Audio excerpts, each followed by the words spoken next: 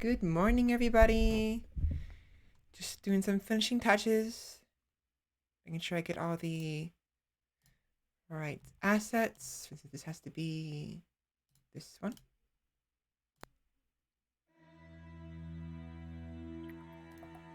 Intro image needs to be this one. Text. Oh, right. Okay. Yeah, welcome in. Gonna be about a couple minutes before we start. 4 minutes, give or take. Quest for Valhalla. There we are.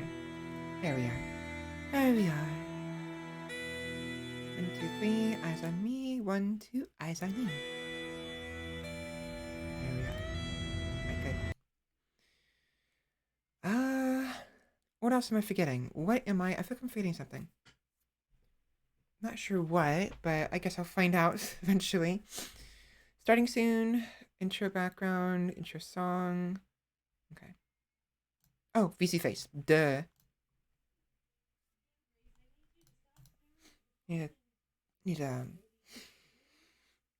put my hair up too. I just took a shower, so my hair's really wet, and I usually prefer to wait until my hair's dry before I put it up, but it needs to be up now, so oh well. So I was planning on chatting for a while, hanging out a little bit, and just sharing some of my recordings and ramblings, and to do a game. I'm not sure what game we're gonna play, but I kind of feel like Dark Souls 2. Or maybe even attempting to play RimWorld at the risk of blowing up my computer. Because I'm using OBS Studio instead of Slabs. So ideally, my computer will be able to handle it a bit better. But honestly, I think a console game would be better. Give my computer a break. Since I played Crusader Kings yesterday, and unfortunately, my computer ended up suffering yesterday because, or rather, I suffered because my computer was giving me problems. Because of that. I'll talk about it more on stream, but I tweeted it out yesterday. Apparently, it didn't capture the last, 40 minutes of my stream, which just sucks. So, anyways, I'm gonna start VZ Face. I gotta adjust everything.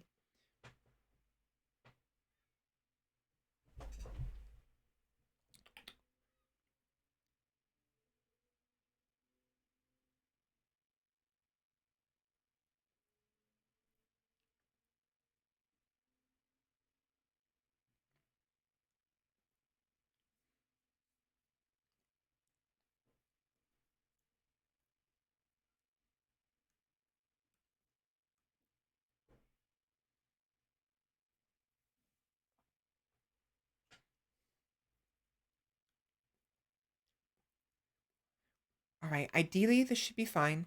I think. Hopefully. My eyes always give me problems. Especially today. There we go. Greetings. Hello. Alright, 1 more minute. We'll be starting soon. Now, I don't know how loud the recording is going to be, so I may have to turn them up. I'll be asking... Really? I'll be asking chats to help me with that. I should have checked it beforehand, but I forgot to. Anyways.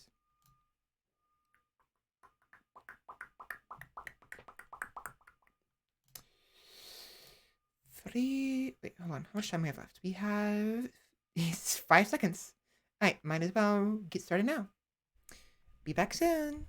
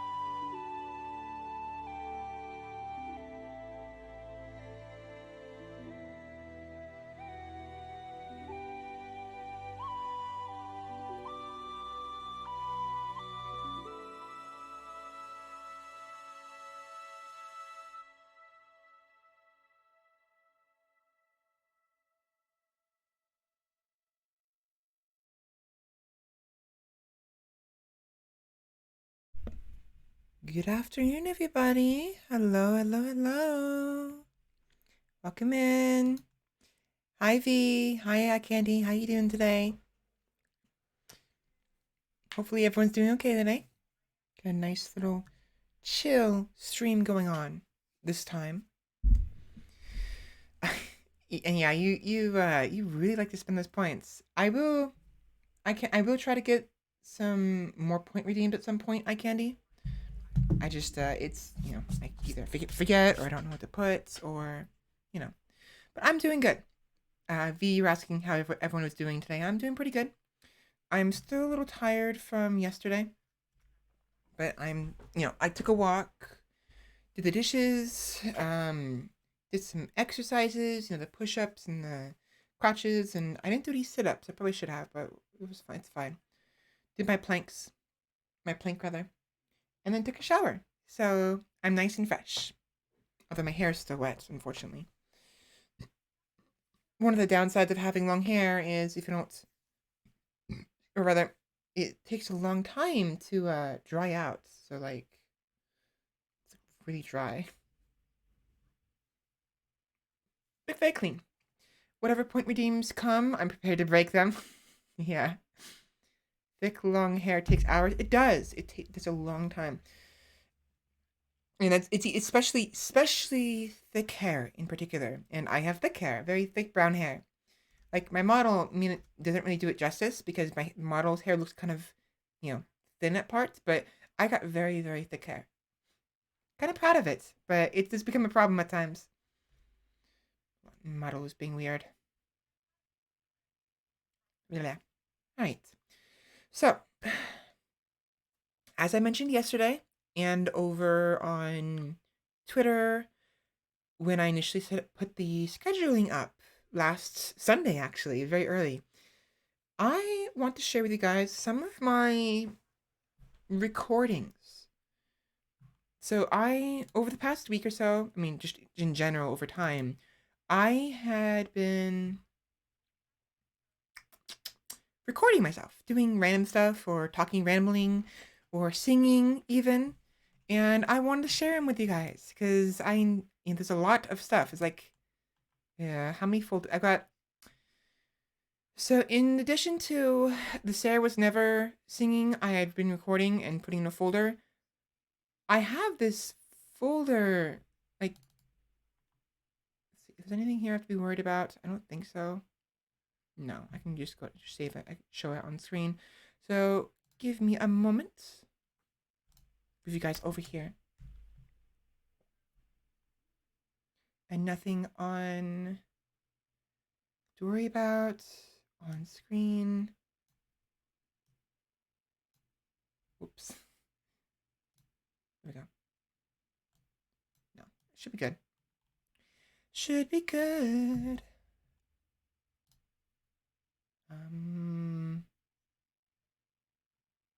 Yeah. There we go. So, my video folder is huge. So we have whenever I record anything with OBS Studio, it ends up here first, just in general videos. And then I typically move them to different areas. So for instance, previous streams, yesterday's stream, which by the way, I lost the last 45 minutes of my VOD, both on Twitch and the recording, which very upsetting, but not the end of the world. I didn't do anything except I got pulled into a war. I almost killed I almost killed the people who were, remember the Normandy family? I put in charge of that one county next to my capital back in Norway. I almost killed them, forgetting that there were Normandys because I want to take over that land as well, so I can give Wrath, my son, a duchy instead of just the county of Trondheim. But once I realized they're the Normandys, I was like, am I daft? Clearly I was. Didn't really matter too much because Wrath ended up dying, unfortunately. Thankfully, Wrath's daughter took over. But yeah, Wrath died of illness, I think. I don't remember. But yeah, clearly OBS Studio as well can have problems when the computer doesn't have enough resources or something. So I may have to keep an eye on the resources whenever I'm playing Crusader Kings, since Crusader Kings is such a intensive game for computers. Nim is okay. Nim is okay as far as I'm aware. But Wrath is dead and Fenris is dead actually. I named one of my grandsons after Fenris because he raided us yesterday, remember? Spoiler, he died at the age of 2 to illness. So, whoops. Not whoops, but like, uh-oh. Anyways. So, he died, unfortunately. Yeah, other than that, yeah, what a way to go, right? Other than that, I have a variety of different things, like the Movavi library. Using the converter, if I right-click and do converts, where's that? Converts. I can separate the audio from a video because I have the audio sources in OBS Studio and in Slobs as well beforehand into separate sort of audio tracks on my recordings. So mic is typically track 3. Alerts, if there is any alert sounds to be recorded, which only happens on console, is on track 4. And then game audio is on track 5. Now, track 2, I think I was going to put it for something, and then gave up. Right? It was originally the desktop audio, the default desktop audio source, which we don't have in OBS Studio, but I didn't use it anyways, so it's moot. But I already have mic is 3, alert is 4, and game is 5, and I don't want to change those since I've already, gotten used to them being like that, because then I'll have to figure out, okay, what's what, So 2 is empty, and 6 is empty. I was gonna originally, it's empty. Originally, I was gonna make the intro song audio be 6, but then I decided it'd probably be easier, just more simpler to keep it as game audio, like desktop audio, like always one audio. So it's separate from my voice. And that's it. So 2 and 6 are empty. At some point, I may end up using something, but maybe not. We'll see. And then one has all the audio tracks, all of them, all the sources rather, because with OBS Studio, when you're broadcasting and recording, specifically when you're broadcasting, you have to choose what track to broadcast. You can't choose multiple tracks to broadcast at once. You have to choose one. So I chose literally track 1. And as a result, I had to have one utilize basically all of the audio sources. So for instance,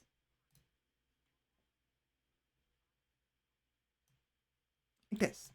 So notice how alert box monitor only is 1 and 4. Can I make this bigger? There you go. So alert box is 1 and 4. Game audio is 1 and 5. And microphone auxiliary is 1 and 3. Chat box has no audio, so this nut is 0. And virtual camera doesn't have any audio either, so it's 0. But 2 and 6 are empty. They don't have any designated stuff. Unless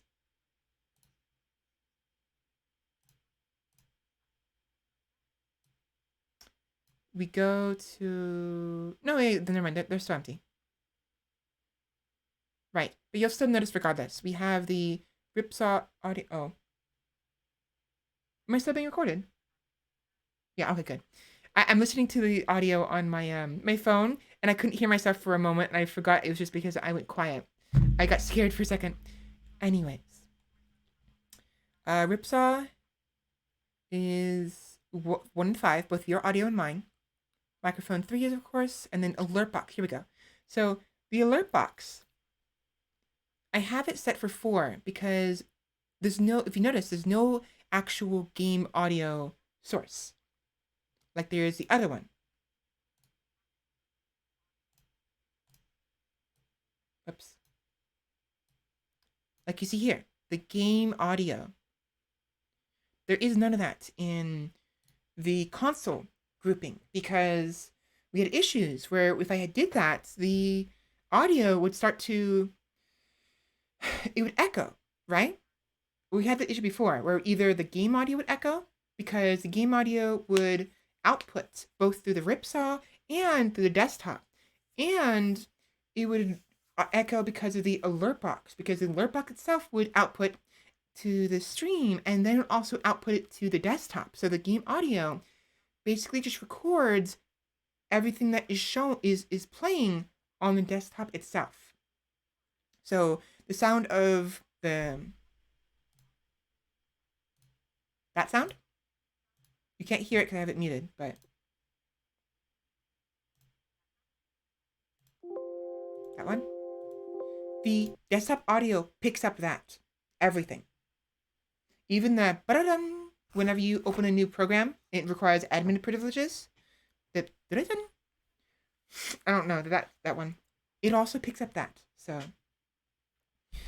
anyways, I've dilly dallied a little bit too much. Well, actually, no, I haven't. That's the point of this stream to dilly to ramble. So what am I doing? I have to calm down. I'm always in a rush to like get stuff done and like try to move on and stuff. But today is a rambling stream, so I have to remind myself to relax and just go ahead and ramble. Yes, I'm always excited at all times. I love streaming. I've said this multiple times. I love streaming. It's anxiety inducing. It makes me very anxious at times, but me very excited as well. And I have to just take things slow. Talk very quietly and gently, if you know what I mean. And just relax. I have to relax. It's harder. It's easier said than done. So anyway, let me.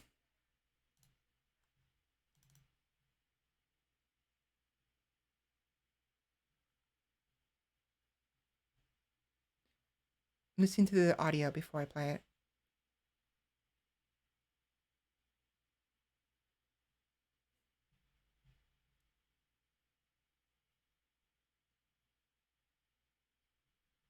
All right.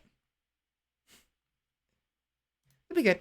So I'm checking the audio before I actually show it to you guys because I may not be happy with the audio. Nothing incriminating or anything like that. It's just you know. Like I've noticed some of my singing, which by the way, this is my singing folder. 1, 2, 3, 4, 5, 6, 6, 7, 8, 9, 10, 11. 11 singing folders, not including singing practice and the Yahoo Yodel practice, as well as these random stuff here. So, yeah, so this one, this song, I try to keep things organized. I'm a stickler for archiving, as um, is fitting considering my other persona, mother. Like for instance,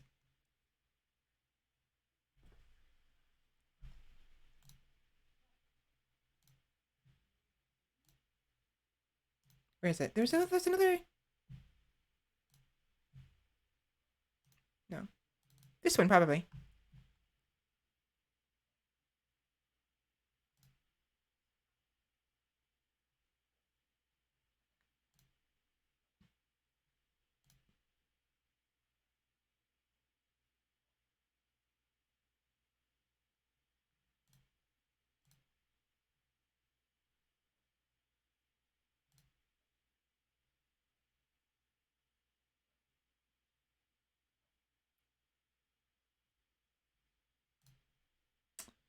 Okay, so I was trying to do a deep sort of like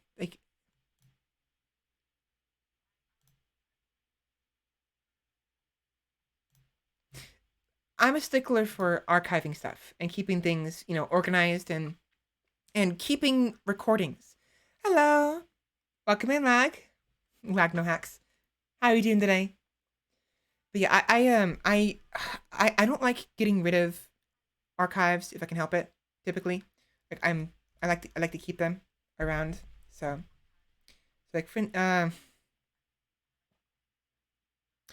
might as well play this for quick, I guess. So I'm silly. Doing great. How about you? I'm doing good. I'm just chilling for the day. Today's a very chill, just chatting stream because I have some recordings I wanted to share with you guys, and also I'm still pretty kind of exhausted from yesterday. But good. The vibes, yes. So this recording is of me attempting to be a little more, what's the word? Sultry, I think? Or something. It's hard to describe. I'm not a fan of my deep voice. Again, it's because I look up to people like Iron Mouse and Neanners, and they have such high feminine voices, and I'm always like, among my many, what's the word, like complexes about myself, my voice has been one of the worst, and I've learned to accept my voice a little bit more because of my streaming. You guys have helped me. The streaming has helped me, and so I'm more confident. But sometimes I try to like talk louder, like higher, and overcompensate things. You see, like I'm doing right now. But as a result, it puts more strain on my voice, and I want to relax and just like speak like this, I guess, but like in a way that is that I'm happy with. And it's really hard because I don't like my vocal fry. Your voice is fine. Well, thank you very much. And again, it helps. Hearing that helps me. It's just the vocal fry bothers me. And I understand that a lot of women have vocal fry, especially when they speak deeper, very, very deep. You know, it's a lovely voice, sweetie. Thank you very much. Thank you. So I'm going to play this. It's a little bit quiet, so I might have to up the audio for you guys. So I don't see how it needs to be about my voice. I didn't test this earlier, so it's a bit of a problem. Let's see.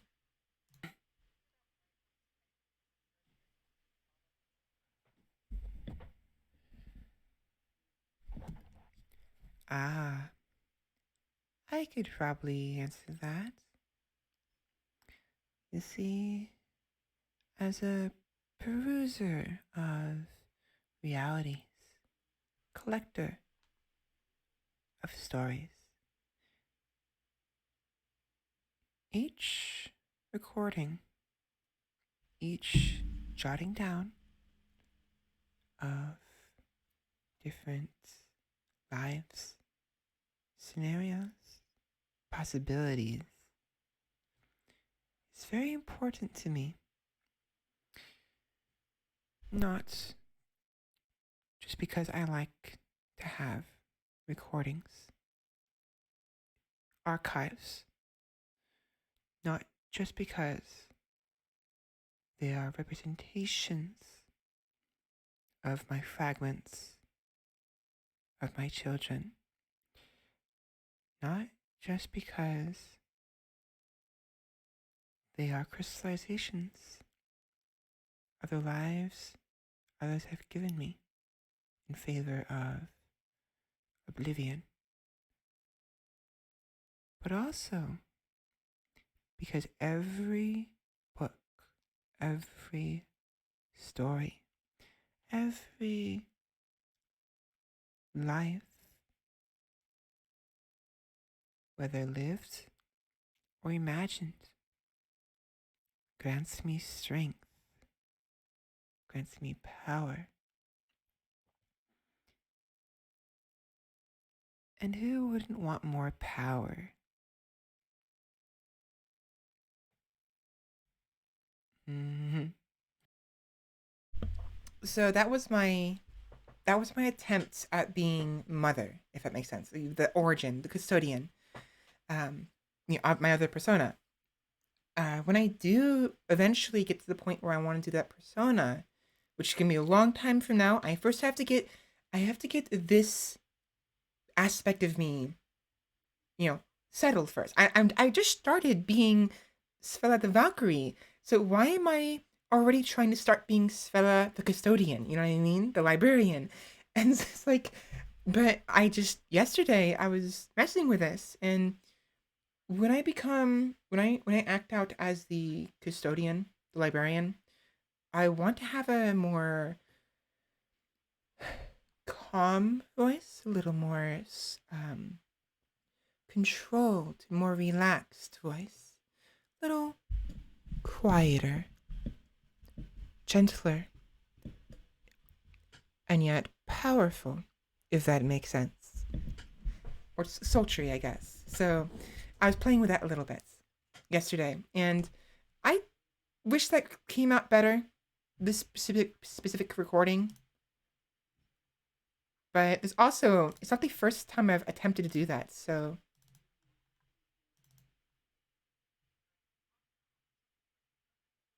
oh yeah, the laughing fit I had before. Add this to the list here. A calm, quiet, and peaceful, yes, but also like the custodian, the librarian, the origin of the fragments, me being like lore wise, being a fragment.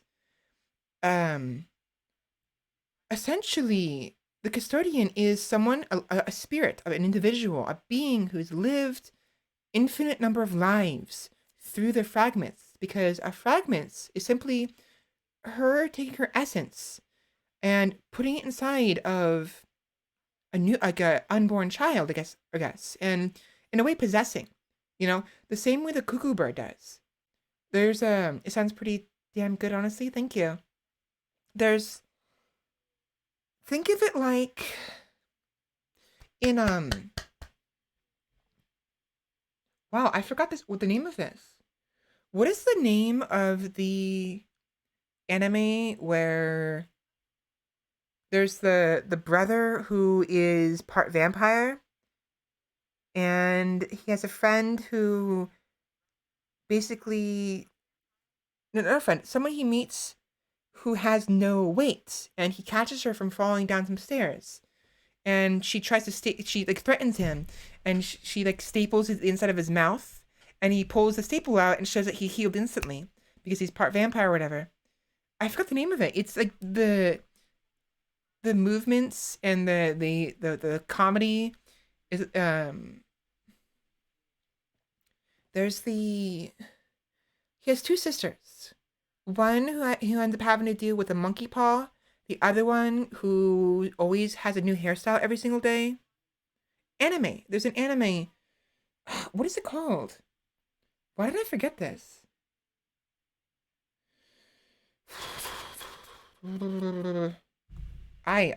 Wow, that's actually disappointing in myself. I am disappointed in myself for getting this. Oh, Bakemonogatari. Right, Bakemono. Bakemonogatari. I'm an idiot. I'm such a fool.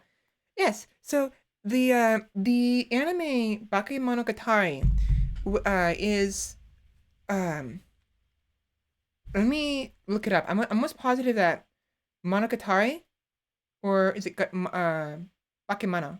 One of those means story. Bakemono meaning. So Bakemono, no, Obake or Bakemono means it's a class of yokai, basically ghosts. Gatari, if I remember correctly, is basically story. So ghost story. V has heard of it. V has heard. Oh no. Oh, I heard all yes, and I thought that meant yes. No, never mind. Never mind. I'm being a fool. I am being a fool by saying things before I read things properly. No, V got hit with a beer ad. I'm so sorry. Never mind. Maybe V doesn't know. I don't know. Bake Monogatari. It's derived from Katari, and when you see it in the title, tale or story. Oh, so Gatari is derived from the phrase Katari. So Gatari is derived from Katari. So typically, if you see Gatari in a title, it means tale or story. So Bakemano, Gatari, roughly translate to ghost story or ghost tale. And it typically refers to the yokai in Japanese folklore, because with yokai and ghosts, it's not just, oh, it's a ghost or it's a demon. There's so many different varieties and so many different like things and spirits, and like it's a lot more varied. Beer-eyed Chickasaw, you're physically unable to drink beer.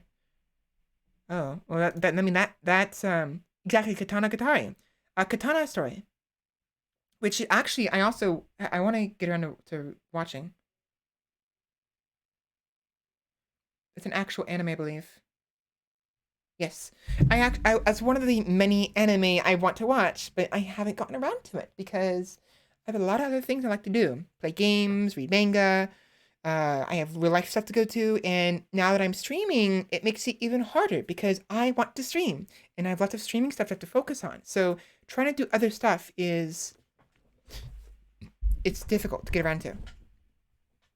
Brain cells no process. The point is, Gatari or Katari, so G or K, means tale or story, specifically if it's used in a title of a book, a game, or an anime, or something like that. So, Bakemano, ghosts. Gatari, story. So, but anyways, in that, do you guys mind if I spoil things for that? Because a lot of people haven't watched that. A lot of people want to watch it, but I want to mention something specific, but it's a spoiler if I do. Do you mind if I do that? I'll eat that real quick.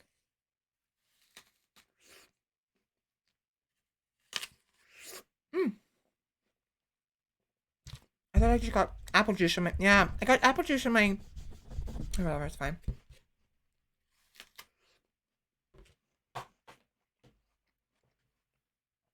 Sure, I don't mind. Okay.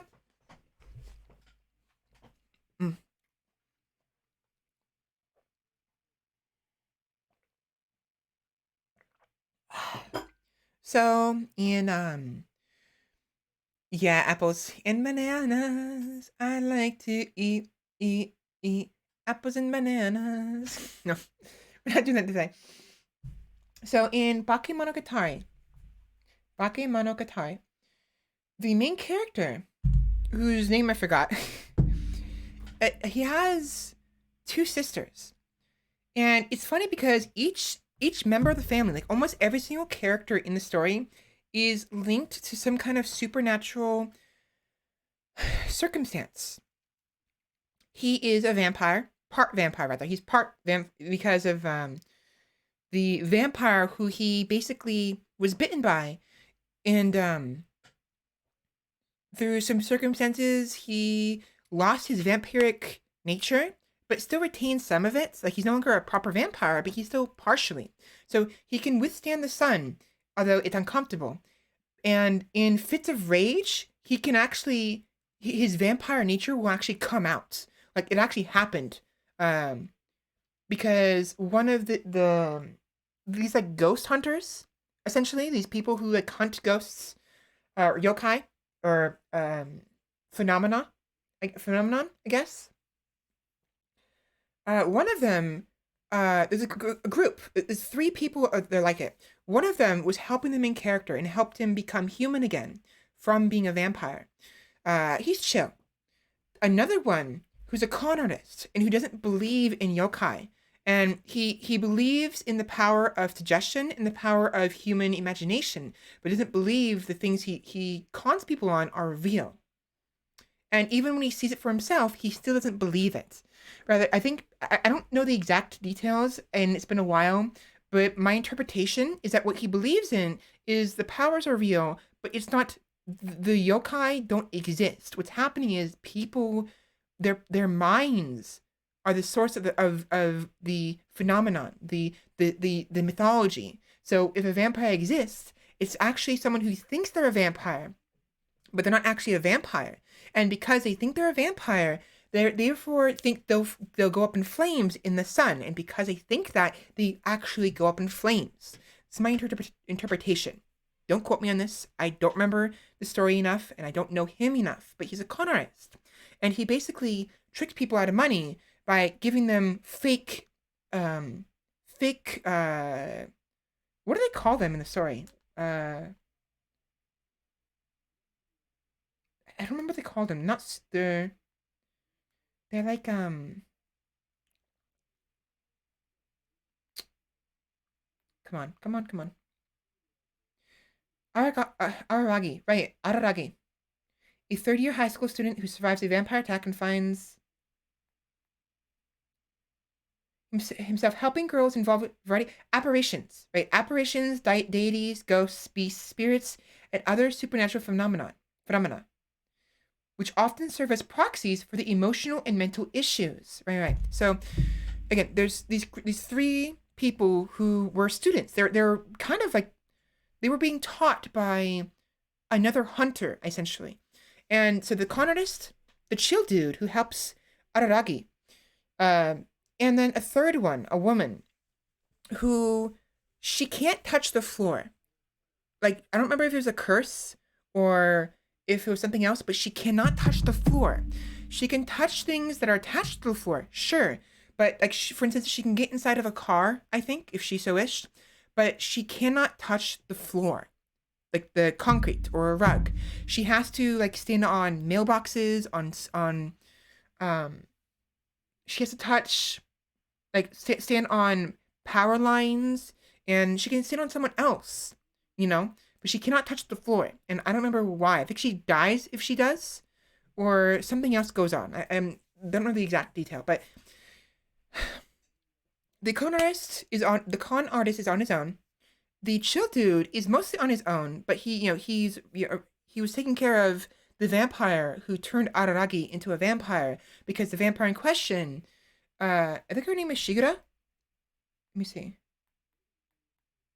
She lost most of her powers and became the size of a child, essentially, like a 10-year-old child, even though she was originally like a 20-year-old buxom woman, very beautiful, blonde, blue-eyed, or red-eyed rather, woman.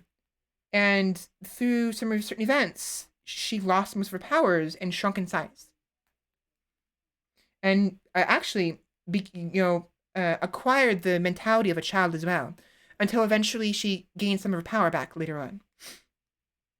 But, let's see, synopsis, characters, main characters. So Koyomi Araragi is the main character. Senjogahara Mayo. Where is it? Where is this? Tsubasa. Where are you? Where's the Karen? Tsukihi. Shinobu. That's her name. Shinobu. The vampire Shinobu. Oshino. Oshino because that was the name of the... That was the name of the hunter or something like that. Shinobu lives with Meimei in the abandoned school building. She appears to be an 8-year-old girl, but she was originally a beautiful vampire named Kiss Shots Acerola Orion. Acerola Orion Heart Under Blade. That was her name. I can't pronounce the name, but she was originally a vampire who's lived for over 500 years, and she lost her powers. Anyways, Araragi's sisters. The eldest, they're both younger sisters, but the second child, the sister, got involved with a monkey paw. And a monkey paw is this demon hand that grants you wishes, but in turn, it like takes over your body and does stuff. and like typically terrible stuff, you know. So it'll grant your wish, but it's like a djinn, a genie, but the djinn. It's like a djinn, a genie, but um, more, in my opinion, more cruel and less controllable because with a genie, like they got the lantern as their constraint, but with the monkey paw, it's like you ask them for a wish and it'll do it for you, and then the next time you go to sleep, it'll take over your body and do something horrible. Sounds like quite the storyline. It is. It's very interesting. Now, I think there's like more than one monkey paw. There's a fake one and a real one, and I don't remember which one the sister had, but she got involved with it. Eventually, it was resolved of her own efforts, which I won't go into detail how, but it was resolved. And the third child, the youngest sister. Hello, Rathalos. Welcome in. Oh, I have some news for you, by the way, which we'll get to in a minute. The youngest child. So the two sisters is Karen and Karen and Sukihi Aragi and Karen Aragi. So because Aragi is their last name, their family name, and most times they go by Aragi unless they know each other. So Koyomi Aragi is the main character. Sukihi, she is unique in that she herself is a phenomenon. She is an obscurity. What was it? What do they call it again?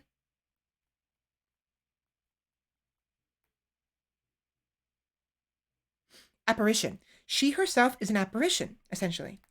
And it's because, where is it? Let me. Oh, too far.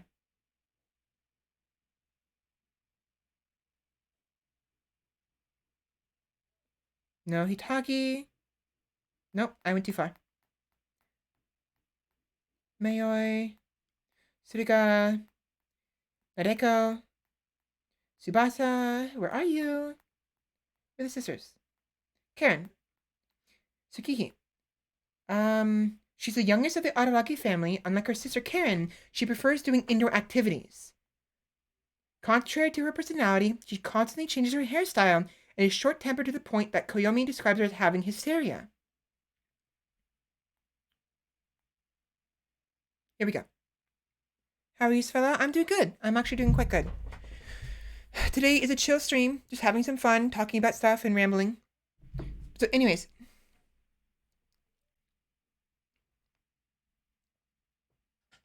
So, Sukihi is actually the reincarnation of a phoenix and has been since before she was even born. The phoenix entered the baby's body when it was still in the womb, and by now, both beings' minds have become one. She is immortal, except the only thing that can end her life is a natural death from old age. When she was a child, she fell down a building due to antics related to the Fire Sisters, and was hospitalized, and her body was covered in scars, though there are no traces of them now. Sukihi constantly changes her hairstyle due to her fickle attitude and the fact that her hair and nails grow longer in a short period of time. If styled in a bob cut, it will grow to her back within a month. Karen and Sukihi were supposed to be twins. However, due to the phoenix possessing her, Sukihi was born a few months later. Koyomi is actually more scared of Sukihi than Karen, despite Karen being physically stronger due to Sukihi's unpredictable behavior. So the youngest child is very unpredictable. Just a quick stop as I'm on duty for Pagan. Oh, welcome in, Mr. Bob Evil. I didn't realize that was you. You and Eye Candy have the same colors. It confuses me. Welcome in. Tell Pagan I said hi. Don't tell her that I'm streaming. Just tell her I said hi. If she asks, I guess that like, I don't. Never mind.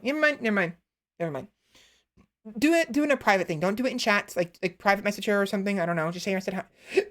Tell her I said hi.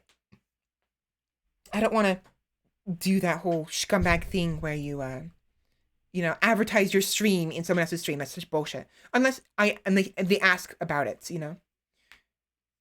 BTM once every week, 2 weeks once. I'll tell my mother you said hi, so sure, I guess, that's fine. But yeah, so anyways. So the idea here was originally where was the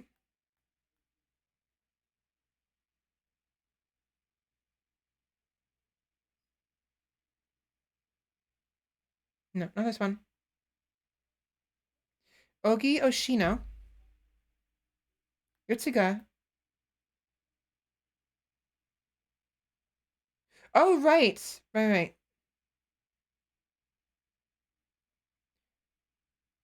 are you? Oh, well, whatever. So, Yozuru. Yozuru. So, Yozuru was one of the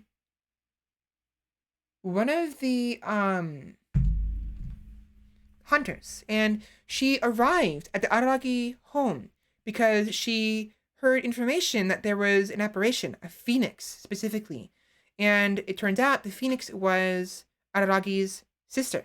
He didn't know about this. He knew that she got hurt in the past and not, but um, Yozuru's familiar Yotsugi is a doll of some sort, and she has the ability of like making her body parts huge. She used one ability to make her finger huge and basically destroy uh his sister. Like her sister came outside because she heard either talking or there's a door bell or something. And the moment she came out, Yotsugi killed her by basically using the huge amount of force of suddenly expanding her hand to destroy the upper half of her body, and it was gone. It was destroyed. And of course, Koyomi was livid. He was so upset. His vampire nature broke through. Like in the anime, the screen goes red as he screams out. His eyes are red. His teeth get sharp just in a split second. And he dives for these two people, and of course he gets pinned down. But it was interesting. But anyways, the idea was the fact that uh, Yozuru was describing the sister um, as similar to the cuckoo bird. And apparently, the cuckoo bird is a bird who basically has immortality by, or rather, reproduces like immortality by being reborn into infants before they're born. Like it travels from body to body. And I guess she was instructed that originally, and it wasn't known. Actually, wait, hold on. Oh, I got the stories mixed up. No, Yozuru was after that apparition, the cuckoo bird, not the phoenix. I don't think she realized it was the phoenix, or did she? I don't know. Point is, um, Sukihi is she like another being, basically uh was born with her. It kind of entered her, possessed her body essentially before she was born, and so as a result, the phoenix lives on through her. My shtick, the fragments are similar. Um, when mother when she wants to experience new lives, there's two ways she goes about it. One, she inserts her essence into an unborn child, or even sometimes into a person themselves, a woman typically, before they have a child, and influence them to have a child. So he kind of possesses them a little bit, but not quite, a little through suggestion. And then that essence, that fragment, is born as that new child. And typically, oftentimes the child will not have the memories of the previous lives or the fact that they are a fragment, but sometimes they do. Typically, only one or two lives, and sometimes it's more like they have access to knowledge without really knowing why or where the knowledge came from. Like they'll know about like the printing press back in the medieval ages, and me even potentially, if they so wish, develop it themselves, even though they weren't the original ones who made it in the memories. They just have the memory of existing, know how to make it because of those memories, and became the person in that reality, that universe, that world, to be the one who makes it. You know what I mean? So sometimes they have a blank slate. Sometimes they have certain random knowledge they don't understand, and sometimes they have actual physical memories. So like, if I die, if like, real talk, if I die here in real life, the operator behind the VTuber, and I reincarnate. It's basically just that. I retain the memories here of me being a VTuber, of living my life here, and I reincarnate a new life after I die, right? It's like that, but instead of physically my whole being, my whole essence being born, it's a piece of my essence, essentially. Now, going back, that's the gist of Mother. She typically goes that route because it makes it so she can actually, experience many lives at once, essentially. She makes several fragments in multiple different lives, in universes, and realities, and all that fun stuff. But another way she does it, it's not very often, but sometimes she likes to experience it herself. So what she'll do is she will physically, spiritually, basically possess a child before it's born, become that child, and usually the child will not remember all of her memories all at once, but as the child grows up, they will remember that they are the custodian, like full memories, all of the memories, all of them. And so it typically has an effect on their psyche. They become a lot more stoic, a lot more calm, a lot more uncaring, I guess, but also a little more hungry for power and knowledge and patient, but also strategic and not cynical so much, but like a little more. They're essentially like if a god reincarnated as a human, uh, just because they wanted to and retained all their memories. Because my mother, me, we're not gods. We may have power, or she has power that could rival a god, possibly, and she could be considered one by some people, but she does not see herself as a god, but rather a greater spirit, an entity that has powers that allows her to reincarnate indefinitely, hide her home, the White House, from potential adversaries, and allow people to come to her place to either just visits, to a place to come for safety before they move on to another life, or travel through the void themselves, or need assistance to find their way to their god or goddess or their afterlife, or if they want to come there and sacrifice their essence, their being, their existence to my mother to give her their story if they don't want to exist anymore. Because there's two ways that she collects stories and collects power. One, she absorbs the souls, the stories of other beings. For instance, fragments. If the fragments want to rejoin with mother and become one with her again, she can just absorb them. Or two, if a random spirit unrelated to her decides they don't want to exist anymore and they happen upon her, she can basically eat them. Because she can absorb fragments naturally and normally, but she has to eat other souls to absorb them because they're not her. They're not pieces of her. She can't just reabsorb them like she would fragments. So, of course, she can make it painless, but she basically does what other creatures within the void do, and they eat the essence of that's around them. And she lives in the void between realities, and she travels. So like she can her island, it can change shape, and the shape isn't always the same depending on the circumstances, what she needs at the time, and depending on the person in question who happens to visit her island, because the library itself can change based on the needs of the guests and the desires of the custodian, of mother, because she can choose what they can see, what they can't see. And because the library is infinite, it's like obviously they wouldn't be able to go everywhere, at least not very quickly. Like there's like, you know what I mean? It's a library, and the library consists of both the stories that she's lived, the stories of those who've sacrificed themselves to give to her because they didn't want to live anymore, and also the other way of providing stories is simply providing a copy of their life. Not all souls have to be devoured to give mother a story. She still takes a bit of their essence as payment, or as the process of copying. She has to kind of nibble on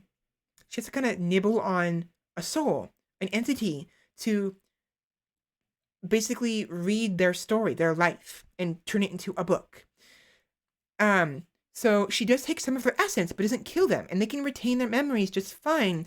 And she, in turn, basically creates a copy of their story, kind of like how ghostwriters, or how people in the medieval ages, the clergy, they would spread the word of God by having to manually write down, rewriting the Bible, essentially, or other works, other books, and stuff like that. Is the devouring of souls unpleasant for the soul? Typically not. She can do it slowly and painlessly. Um, it probably is going to be a little uncomfortable because you cease to exist over time. But if she ends up fighting an adversary, or is invaded by someone, or fights someone, she can make it painful. If she wants to eat them quickly to get them out of the way, it probably won't be very fun. But to be fair, it's hard to describe it and hard to know for certain, because when you disappear, does it hurt? Like, I wouldn't know, because I don't want to disappear ever, and I haven't disappeared. And anyone who has disappeared wouldn't know because they don't exist anymore. See what I'm saying? So it's like, does it hurt? Maybe, maybe not. It's hard to say.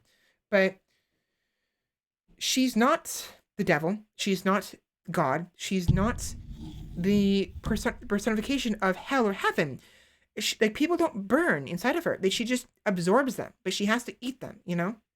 It's easier to absorb someone who's her fragment. She can absorb her fragments much easier, and whereas people who aren't her fragments, who aren't directly her kin, basically, she can't absorb them as easily, and she has to basically eat them through her mouth instead of just hug them and absorb them. Because she typically, with the fragments, she hugs them, and they slowly disappear into her. But for fragments, she has to eat them little by little. Of course, again, it depends. It's like, she's a grand entity. She doesn't have to take chunks out of them. She can literally eat them whole, and they will just be digested over time. That's fine, you know? But she is, of course, like a spirit who needs to absorb more to keep existing, you know? So she absorbs essence from the void around her, the aether, the random bits of, like, you know, energy that's all around. But she also gains energy from the lives of those she takes, the souls of those she takes, absorbs. So, because when you meet her, she will appear as a robed woman, a librarian kind of esque, just a basic robe, or a cloak rather. She has a clothes underneath, but she has maybe she's in jeans or khakis, or a skirt or a dress, maybe, who knows. But she typically always has a robe over her, a cloak, a hooded cloak that she can wrap herself around completely if she wanted to. And the thing is, that visage of her is just a representation of her. The library itself, the lighthouse itself, the lighthouse that is the library that's inside the lighthouse, the island itself is her. That is her. That is just a glimpse of her full corpus. She's actually technically much larger, but she's condensed in a small form of the entire island. And the person you see is just basically her face, essentially. So, you know, and not only that, but sometimes she even has, so because of her nature of being a creature of the void, and because of her nature of collecting souls, and just being a huge culmination of essence, like, she's a huge concentration of essence, you'd think that maybe other creatures would want to eat her, right? Take pieces out of her, right? Other creatures of the void, other spirits, right? So she needs to constantly move, and she needs to be able to hide herself. So her specialty is making sure no one she doesn't want to find her can find her, but anyone she does want to find her can. You know what I mean? Anyone who wishes her ill, wishes to do her harm, she can choose whether or not they can actually find her. And if they do force their way to her and actually find her, she has defenses. She can attack them with her own creatures. She spawns creatures of, like, the abyss, like sharks with tentacles, squid, like a bunch of, like, different creatures, and they will attack the enemy while she either escapes or even goes for the kill and kills them, eats them, and adds their essence to hers. But on the island, in the void, when you're in the void, there's nothing. There's no sense of up or down, left or right. There's no above water or below water. But as you near her place, her island, that begins to change because her influence goes a very long distance out. Very long distance. And as you make your way to her, you're floating probably, but eventually you're not floating anymore. You're walking on water. There is water all around you. You hear the sound of waves gently moving around you. Maybe you'll even hear seagulls. Maybe those sound like proper seagulls. Maybe they'll sound a little distorted. And the moment you are in the water, whether you're swimming, sometimes people will swim instead because either fall into the water once they realize it's water, or if they don't realize it's water, they'll continue to walk across the waves to her dock, to the lighthouse. Inside the water can be a variety of creatures: sharks, fish, eels, squid, octopi. These are all her. The water is her. It's her essence. It's her influence. So it makes up what she is, and that's basically the limit of her essence. But it's again, so she can utilize these creatures as a form of attack and defense if she so wish, because again, it's all her. It's what's happening. She herself is attacking. But basically, the gist of it though is there is a sense of being above water and being below water when you're near the island. And as a result, there is an actual dock you can actually walk to. So it's interesting because sometimes people aren't always walking on the water. What's happening, everything is dependent on the viewer, on the guest. Everyone views it differently. Some people view the island as being large, others view it as being small. Some people see the tower, the lighthouse, being very, very tall, others being very short. Some people are walking on the waves, others are actually swimming because they fell into the water, and others are walking on a dock, a wharf, a super infinitely long wharf that leads all the way to the island. And that wharf, that dock, is the one that is protruding out of the island. But there's always a constant, always one constant. There's always some kind of dock or wharf. There's always some kind of lighthouse. And there's always an island surrounded by water. Deep, dark water you can't see into. So, yes, so basically, that's my mother in a nutshell. She is this giant, grand essence, this entity that needs essence to keep living. So sometimes she will have to absorb the essence around her. Other times she will get it from the souls she basically consumes or absorbs. And other times she gets it from an exchange. She the small amount she gets over time from the people who visit her. Because when you're visiting her, parts of your essence do get kind of absorbed by her. But in turn, you also absorb some of her essence in turn. So there's a bit of a cycle going on. But yeah, so anyways, I've gone a lot of depth to this. I don't remember the gist. Oh, right. I was describing the fragments. She absorbs, she reincarnates basically through small pieces of herself by inserting her essence, her being into, mortals before they're born. Sometimes even when they're, after they're born, if she wants to just go the ghost route and just directly possess someone, which happens sometimes. And, that's, I don't remember why I brought it even, I even brought this up, but anyways, I've rambled a lot about that. I did want to share more of the ramblings. Oh, I remember now. Right. I was trying to give context as to why she would speak a certain way. So she's very stoic, very gentle, and calm because she lived a million lives, right? It's like she's jaded, essentially. She's very jaded because she lived so many different things. So she can be very angry though. She typically has like this quiet anger when she gets angry. But that's the kind of personality she kind of has.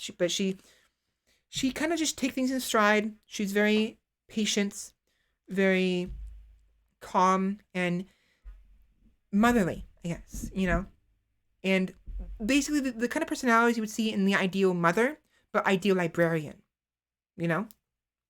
it's again, it's hard to describe. There's more to it. There's more to her, more to the library, more to all of that fun stuff, which we'll get to eventually.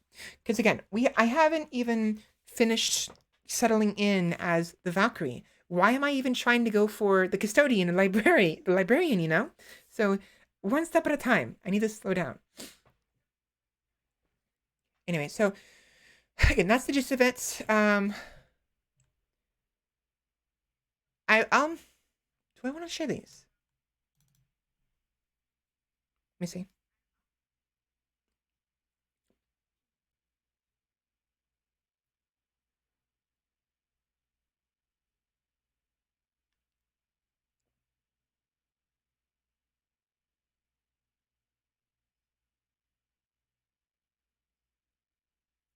Okay, so there's that one. I'm listening to these first before I share them with you guys.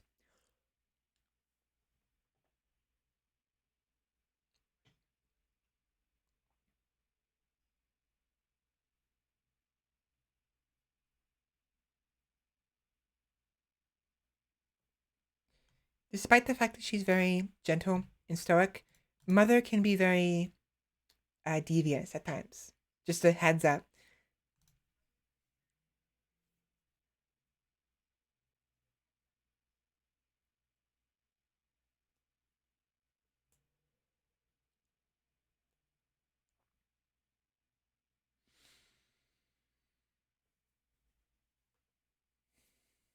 Okay.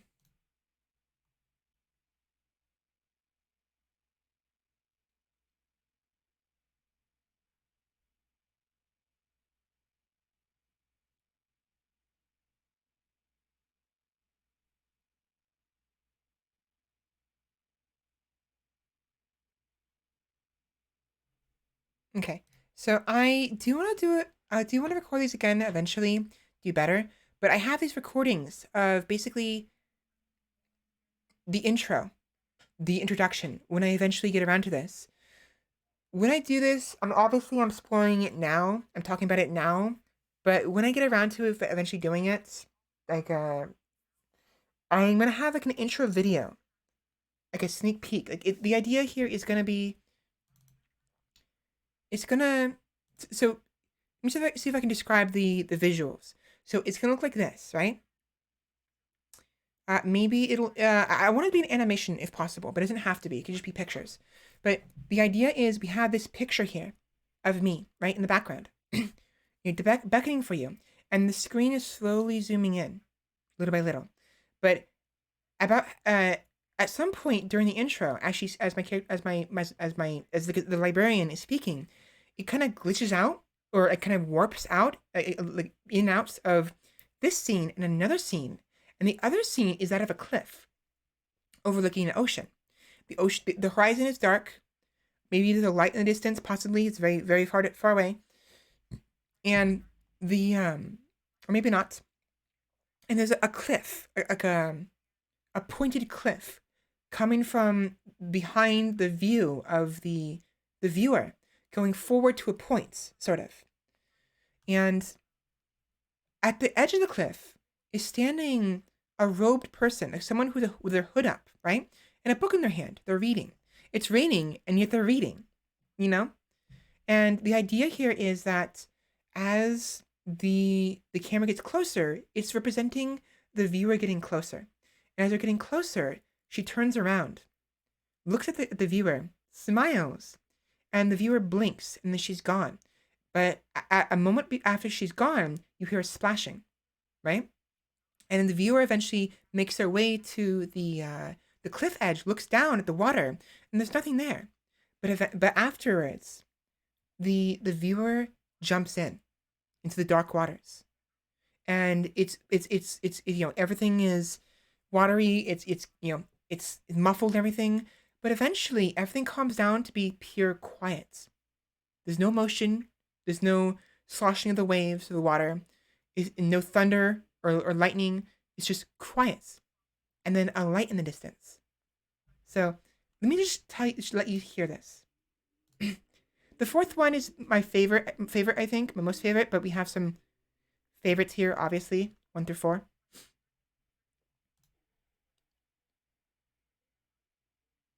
So your world is falling apart, and you seek salvation. Follow my light and my gentle hum. I'll be waiting. So that's it right there. You know, it's probably hard to hear. If you guys had a hard time, I can turn it up if you like.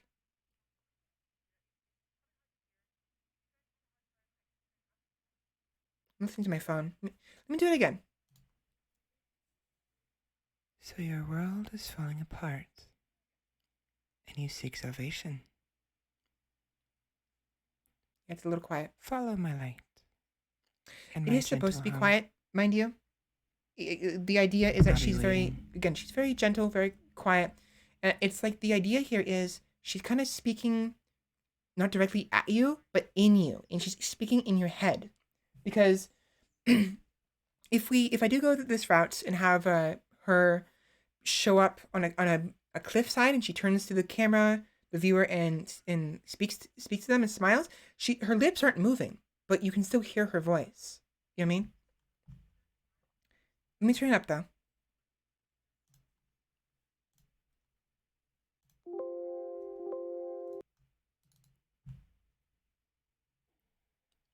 It might be a little too loud, but let me know if it is.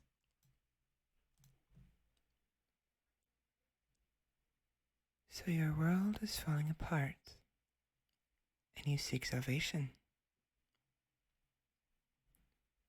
Follow my light and my gentle hum. I'll be waiting. So that's again the gist here is she guides some. She can be a guide to those who have lost their way and don't know where to go.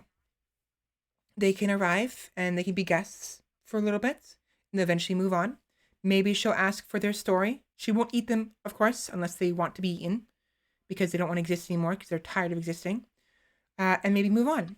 Or maybe they'll become semi-permanent guests or maybe even permanent guests. You know, they can give her their story and they can stick around indefinitely as like caretakers and until eventually they decide they don't want to live anymore or exist anymore, and then they're absorbed by her, you know? Because as time goes on, as I mentioned, when you're in the library on the island, you are being absorbed little by little by her, but she's also being absorbed by you. It's a mutual kind of eating each other situation or exchange of essence, of energy. If you're there long enough, you will be considered a fragment, even though you weren't directly intentionally a fragment. But enough of her essence will be in you to where if you want to be absorbed by her, she can absorb you the way she absorbs her children, the fragments, by giving you a hug and gently, basically swallowing you, absorbing you. So that's one way you can be absorbed if you don't want to be eaten directly. Because I would assume anyways, and I think she also assumes being eaten is probably a bit painful or uncomfortable in some way. If not literally, then emotionally. Like the idea of not existing anymore, because when you're eaten, your existence is taken, you're destroyed. But if you're absorbed, you're becoming one with a larger being. So there's two ways you can go about it. Anyways, I'm actually having a lot of fun describing this to you guys. I am getting a little ahead of myself with my voice. My voice hurts because I'm speaking too loud or something. So, and I need to use the restroom. So what I'm gonna do is I'm gonna take a quick break. I know it's a little early, but I may take another one at 2 o'clock. It's very fun listening to it and learning more. I'm glad you think so. So give me a couple minutes. I'll be right back. I need to use the restroom.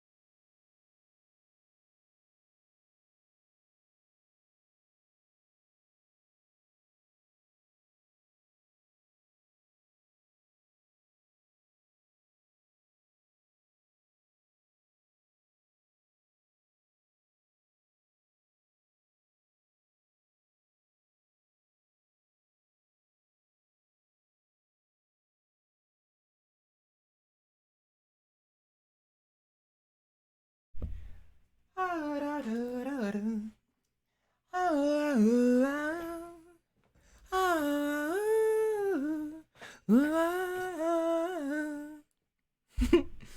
of the songs I recorded, and I remembered it, so I was singing it in the bathroom.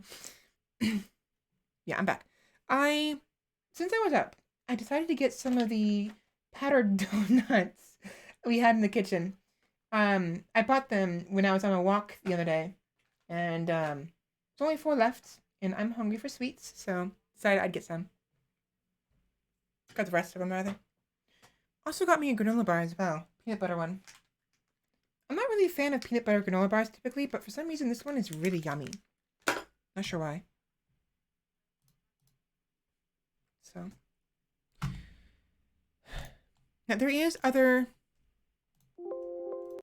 other ones. Each one has a difference. So regarding the custodian intros, each one is a little bit different. There are different recordings, obviously, and some of them I like better than others in certain aspects. Maybe I like the beginning part better, or maybe I like the ending better, or the middle.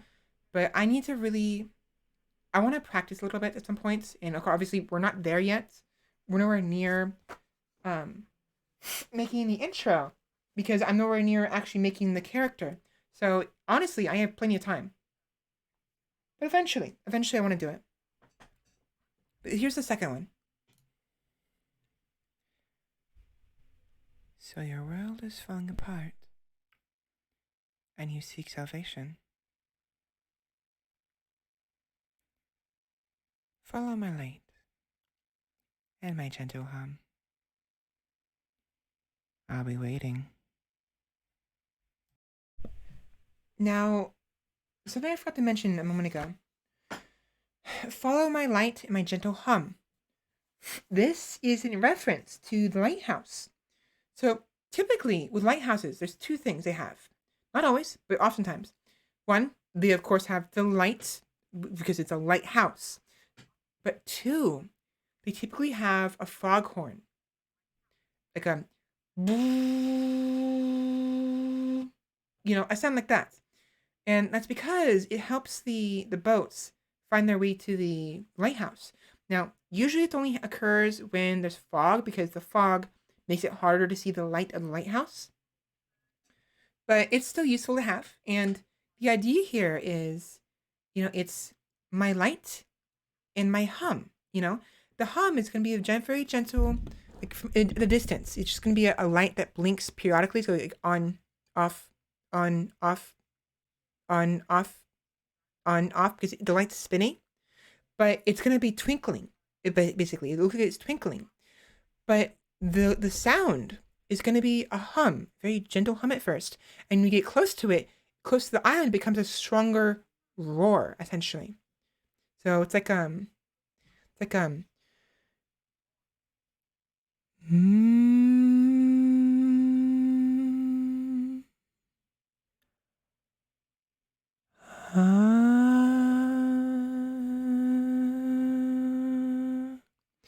then it becomes louder and louder as you get closer and closer. It guides you to the lighthouse.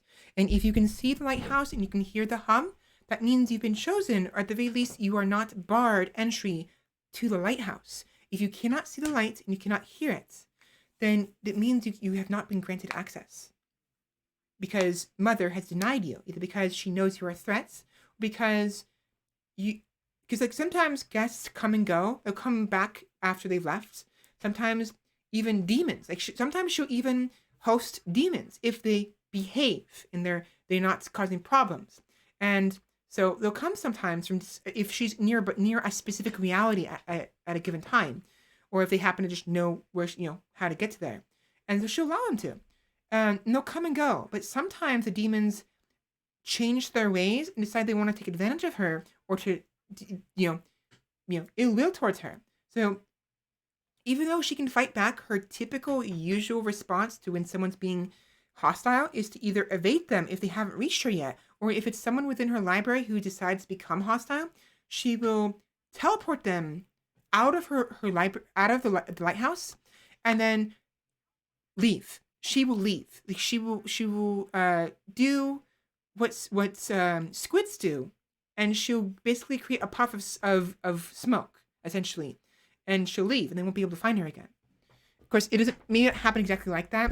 All the person sees is all of a sudden, the lighthouse starts to disappear, and no, and as if they try to run to the lighthouse, they'll find that as they're running to the lighthouse, the more they run towards it, the further away it gets. So her typical response is to just avoid conflict, and try to maintain amicable relations with pretty much anybody. Because when you're a very powerful being, but also very lone and like on your own, and you have a lot of essence, it can become difficult to move sometimes, at least out of the way. And more importantly, you become the target of a lot of hungry mouths. So you want to make allies as much as possible. Of course, Mother knows this. You know, she knows she's aware of this. But again, she's very good at hiding, very good at running away, and you may see, some people see that as cowardly, but when you're facing off against other entities that are basically gods in their own right, who you know for a fact will kill you if you give them the chance, you don't have a choice. If you want to survive, you want to keep existing, let alone living, if you want to exist and keep your essence, your sense of self, you have to run. 3D model? It is indeed. Welcome in. Rodraws. Welcome in, Rodraw. How are you doing today? How are you doing today? Speaking too fast again. So. Come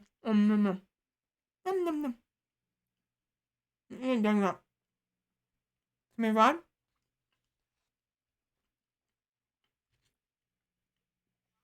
Oh. I read that as draws. It's Rod Raws, huh?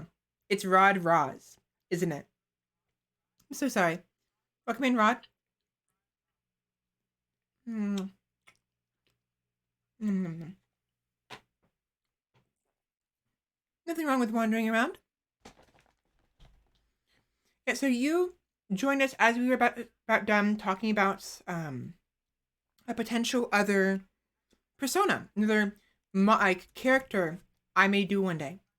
It's basically a lore. Essentially, it is part of my lore as the VTBC before you, but the gist of it is like there's another entity basically that is the source of what is me.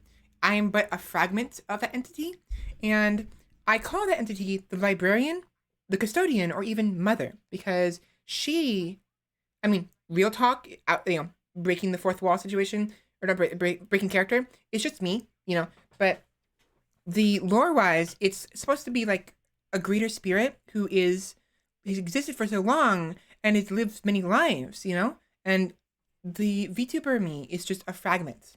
But of course, regardless of whether or not I'm acting as the custodian or as Svela the Valkyrie, which by the way, I'm a Valkyrie, it's just me, I'll be honest, I'm a little worried I won't be able to keep up an act if I attempt to try one. So it's just the librarian, the custodian is just me talking quietly and calmly, which I should be doing anyways. But yeah, by the way, welcome in. My name is Svela. I am a modern day mortal Valkyrie, in case you're curious. And because of this, I have attire that is a little more modern and less traditional.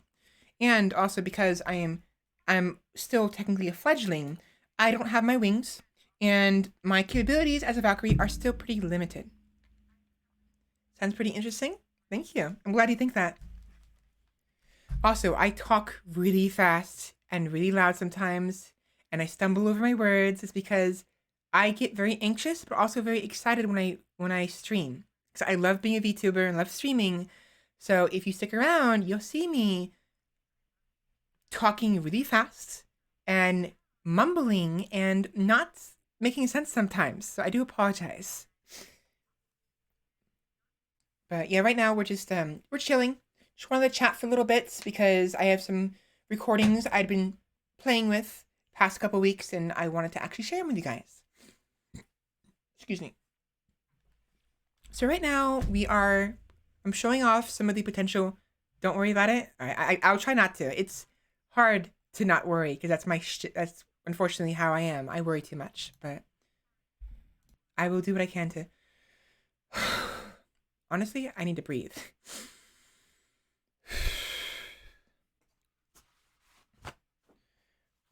But yeah, we are going through some of the recordings. Right now, I am going through some of the possible intro uh, vocals, intro narrations for the custodian's intro, the librarian's intro. It's just me speaking lower and quieter, but I kind of want to add some voice effects. When I do the Rod Ross is followed. Thank you very much for the follow. Welcome in. Find it, grab some meat and find a seat. There's plenty to go around. Plenty to go around. I can speak, I swear. Thank you very much. So, I want to add some, like, maybe some reverb or like some gentle reverb or like a slight echo or something, an effect to the vocals when I am acting as the custodian. So, for instance, I'm gonna turn on the Movavi video editor. Hopefully, fingers crossed, my computer does not crash from this because I don't know how my computer is gonna react with OBS Studio and Movavi open, but ideally we should be fine. But I'll show you what I mean. Nom nom nom nom nom nom.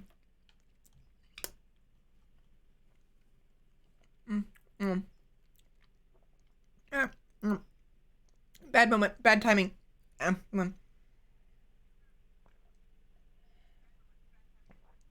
There we go.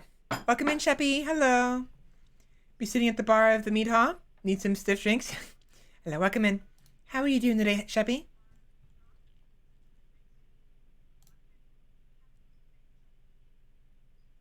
Actually, I don't want a new project. I want to open one. No, I didn't save it, so it's fine. No, I did save it. Did I?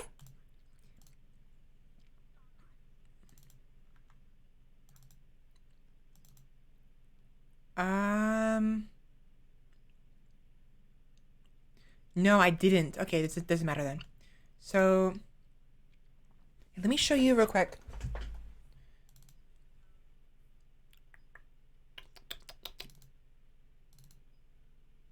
Just bring this one over.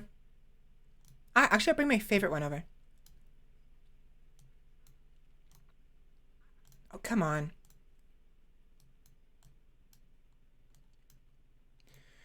Should I have to make sure that none of my personal information is going to get shared by doing this? Yeah, I think I'm fine. For to say I'm from Mexico, so it'll be a good practice to hear you talk. I see. Well, welcome in. Hopefully it's not too hot in Mexico. I know it's August, but I wouldn't be surprised if it's still pretty warm down there. I'm assuming you are in Mexico right now. I don't know if you actually are still in Mexico. You say you're from Mexico, but I don't know if you're actually... I'm stumbling over my words. Like I assumed that when you said I'm from Mexico, you are physically in Mexico right now. But in truth, now that I think about it, you're probably from Mexico, but you could also be in America or anywhere else, like in Canada, for all I know. You are in Mexico. Sorry. Anyways, what I'm gonna do is separate these. Another audio track. Copy this. Paste it.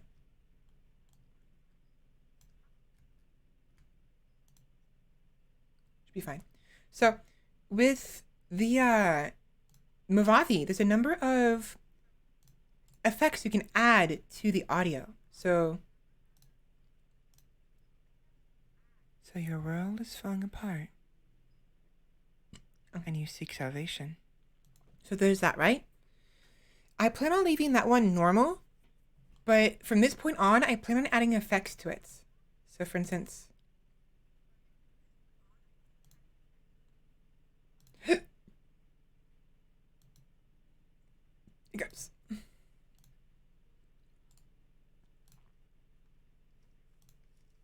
Actually, wait, I should have done this.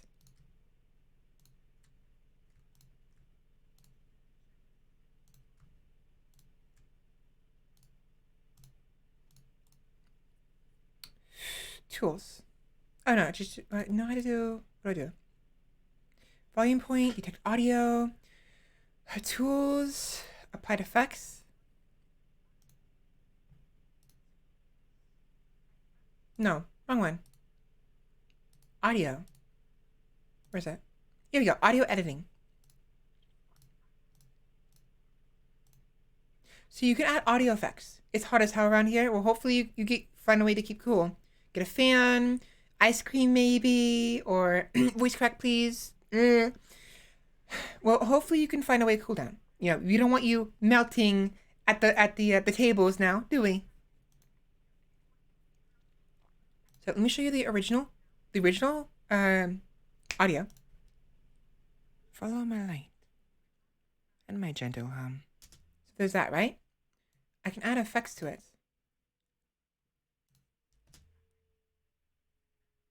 Follow my light and my gentle hum.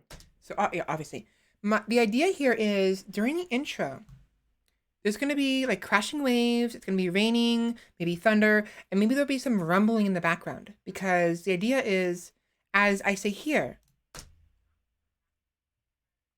So your world is falling apart. Your world is falling apart, right? So the intro is gonna be maybe a sound of someone going. As because they're running, right? They're running away from something. And eventually they come across the custodian, the librarian. They don't know it's them. They just know it's a robed person.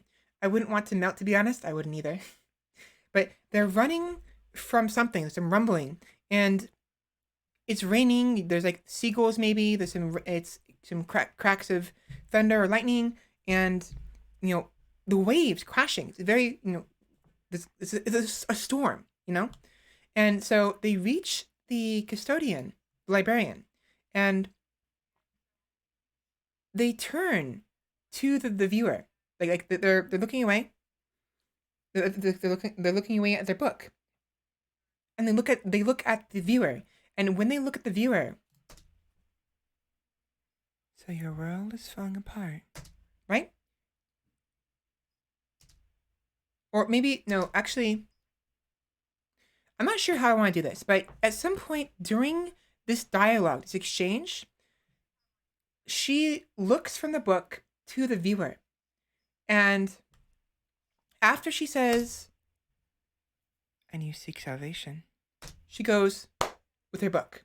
She closes the book, smiles at the viewer, and then disappears, right? The viewer disappears. And they hear a splash, like something fell, and they run to the edge of the cliff, and don't see anything, but a light. They see a light in the water, right?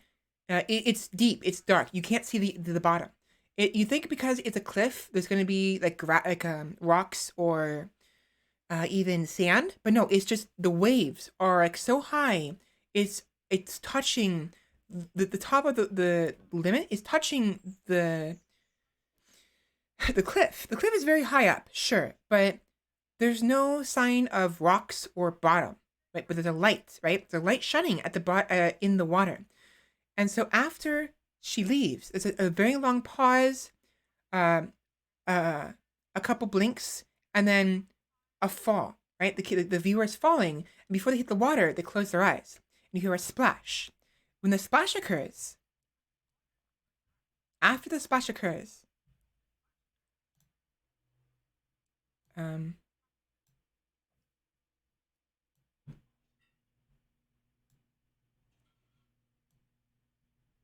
we can do this. It's gonna give me problems. Doesn't give me. You're gonna give me problems, aren't you? I hate this. I hate this snapping. Please don't snap. I could do. Just clip it a tiny bit.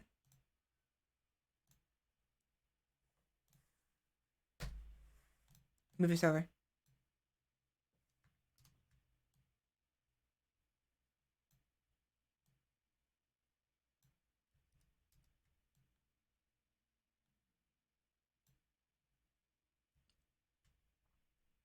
We'll have one muffled and the other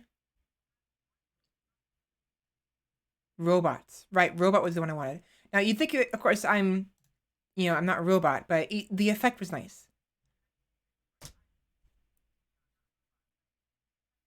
Follow my light and my gentle hum. And then at the end of that, right? It's just right, because the reason why it sounds like that is because she is a being basically of the void, of the abyss. Like think Cthulhu-esque, right? Uh, when you think Cthulhu, you think underwater, tentacle monster, squid monster, but obviously not. Like, you won't be able to actually see her full corpus or her like that because the way she appears is dependent on the viewer, and obviously she doesn't want to make you go mad from her appearance. So, but sometimes she speaks certain ways, especially when she's being when like right now, But I'm trying to figure out if there's any other way I want to make her sound.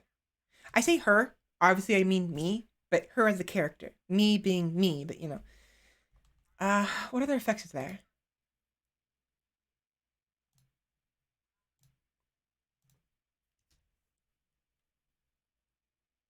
Follow my light. That's why I didn't want it to be echo. The echo is nice, but it's kind of eh. To be honest, I don't really like the echo. I want an echo, but this specific kind of echo, they don't give you control of how fast the echo is. Is the problem?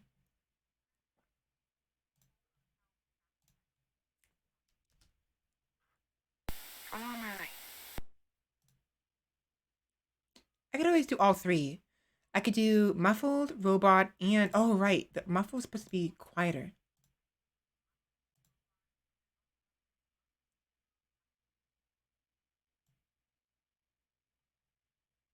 I think.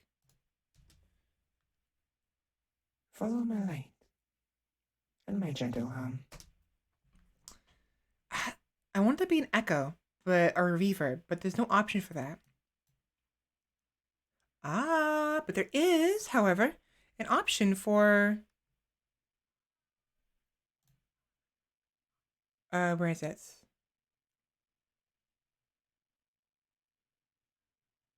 Audacity. Where is it? Where do I have? Where'd it go? Where's my Audacity? Audio stuff.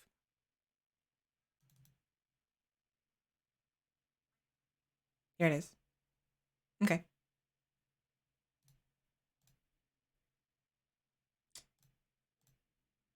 Oops.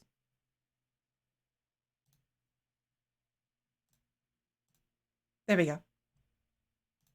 So Audacity does have a way to cause reverb, I think, but so does BandLab. So maybe I can use something like that to affect the audio because I don't have to do it. Slow down.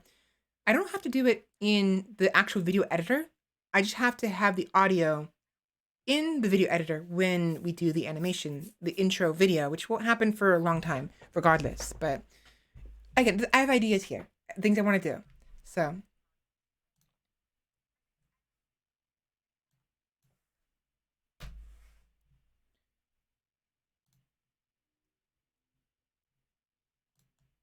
what I'll do is give this one the radio, like 50. So your world is falling apart. No, I think I like, no. So your world is falling apart. Maybe I'll just do it again. I don't know. I'll figure it out in the future. But I have ideas and things I want to play with eventually. I'll be waiting. Yeah, so that's supposed to be.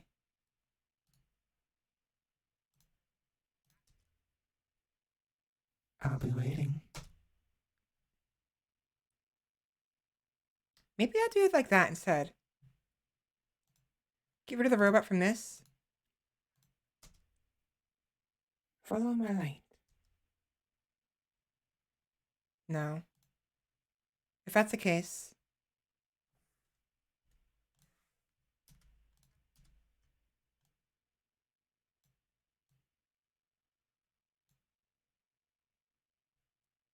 Hmm. Hard to say what I want to do here. Like I want it to be muffled because it's like even though I'm speaking to the viewer in their mind, there's gonna be some kind of like sort of almost unnatural but also like underwater feel to the voice because like it's underwater, everything's muffled, right? Uh, so it'll probably sound better when I have some actual audio of like underwater audio and like rain audio and whatnot, because then I'll be able to get an idea of how I want it to sound. But the first part should be basically mostly normal. Second part will be a little more mystical, and the third part is as like it's that. So Follow my light. hmm,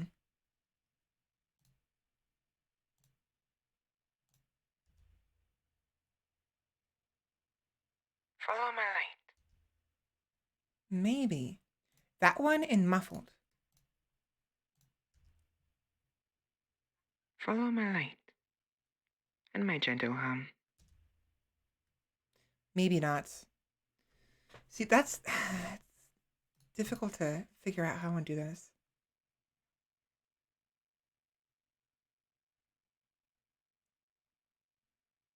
Um.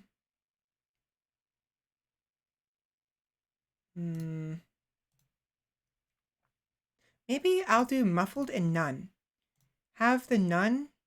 Do I have none high? Hmm. Follow my light. And my gentle hum. See, this one was radio. No. Let's try telephone. So your world is falling apart. No. I think it's fine being normal. Again, the idea of the scene is there's going to be a lot of sound, background sound. There's going to be a lot of rain, a lot of like ocean waves, a lot of seagulls, auto mixing with Persera. Yep, pretty much. There's going to be a lot of ambience that's going to affect the way this sounds. But the gist of it is when the viewer first meets the librarian at the cliffside, this is basically is how it's going to sound. The crashing waves and whatnot. So your world is falling apart. And you seek salvation. She closes the book, smiles at them, and then they blink, and they're gone. And then as they're trying to, as they try to figure out what happened to the librarian, they run to the cliffside, see the lights in the water, and then after some hesitation, they jump. As they're in the water, after they've jumped, after a certain amount of time, then this happens. Follow my light. And my gentle hum. And then eventually, during that time when she says that, there's a lot of bubbles, a lot of still crashing waves, but in muffled crashing waves. Maybe some distant thunder. Everything's muffled because you can't hear anything in the water, right? And then after everything goes quiet and the light slowly gets brighter and brighter, I'll be waiting. you know what I mean? So I have some ideas here. I really want to see come to fruition. It's gonna be some time, and I actually have to make more effort. And it may not even be this may not even be the final dialogue. I may change some things up in the future. And we're nowhere near actually even doing this intro because I'm still trying to get used to being Svela the Valkyrie, let alone Svela the librarian, Svela the custodian, Svela mother. You know what I mean? Or Svelandria, if you want to call her. So it's like, again, I'm having fun with this. And I actually really like audio mixing and the idea of making videos because I I've considered showing them in the future, maybe, but I've made some music videos in the past. I was actually very happy with, but also not so much. I enjoyed making them, but when I look back at them, they're it's obvious I'm not an expert, you know. Can you tell I'm excited for my can't stop speaking? It keeps speaking so fast. I need to slow down, enunciate, and actually use periods in my speech because I'm not pausing. I don't pause when I speak. I say like entire paragraphs all in one sentence when I speak. And that's my problem. I have to slow down, make sure there's some commas in my voice, and end sentences properly. Now then I can talk to say the next thing. And the next thing, period. And then the next thing, period. And just it's hard. It is visible and downright infectious. So again, I'm looking forward to it eventually.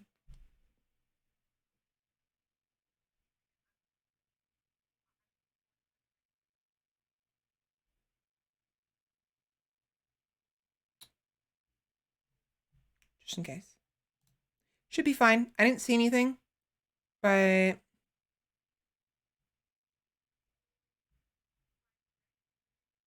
join, record computer screen, convert video, edits, Trilusion,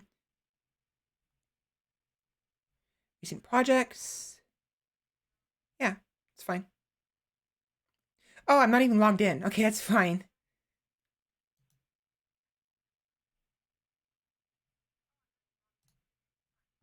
It's fine.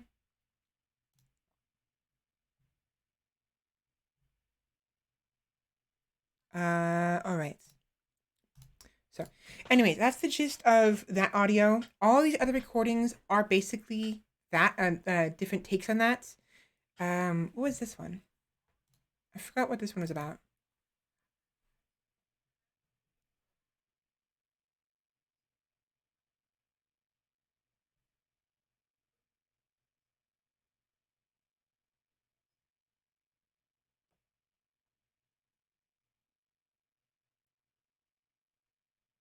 Right.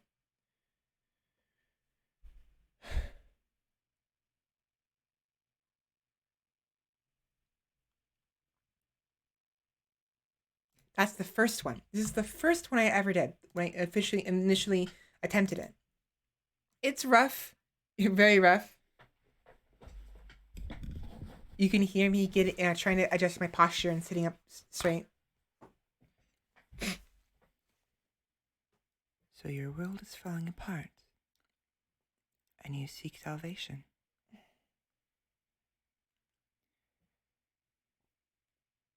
Follow my light and my gentle hum. All right. I'll be waiting. Trying to stretch my neck. My hair is being stubborn. Not stubborn. My hair is being problematic. Yeah, so that was the first one I ever did. And all these are outtakes. I don't really want to share these outtakes because these are my favorite ones and these ones are really bad. So, no. But I have some recordings here.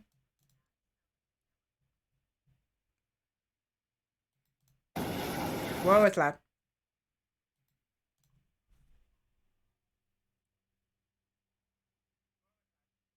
Sorry about that. But that's the sound of some waves crashing, I think.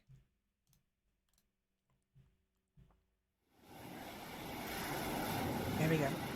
So yeah, imagine this sounds with some of that intro I was talking about. The librarian custodian intro. Until eventually the character drops in and all that sound is muffled and there's lots of bubbles because the viewer jumped in the water after, chasing after the light that's in the middle of the screen, which obviously there is none now, but you get the gist of it. Hopefully.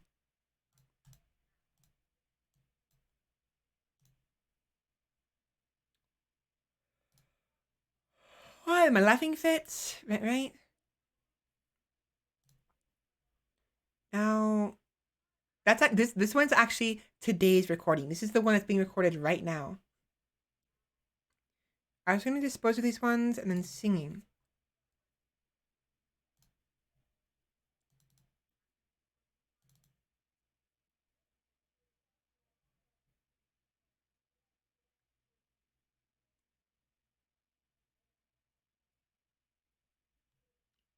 Yes, yes, 3 bags full.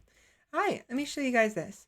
So, among the many songs I was singing the past couple weeks, I started to sing Baba Black Sheep for some dumb reason, and I'm pretty sure I thought I made this up, but it sounds similar enough to the songs you can find online that maybe I didn't, but it's my own variation when it comes to the vocalization and whatnot. But I got the lyrics wrong too. But here we go.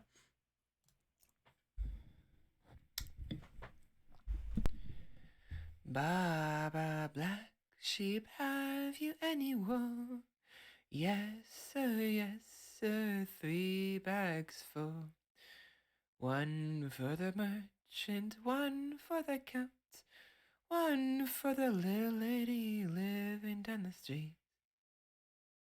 I don't know where I got. I have no idea where I got merchant and count. I have no fucking clue. Yeah, the actual no, the actual lyrics. Oh, my phone is dying.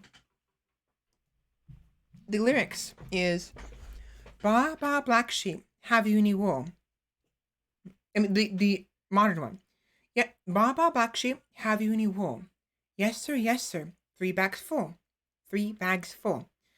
One for my master. One for the for no for one for the master. One for the dame. Dame, dame. One for the boy who lives down the lane. There's some variations, but that's the gist of what it is. Now, again, I don't know. Merchants. What was it? Merchant counts. Little lady, Little lady. Where did I get that from?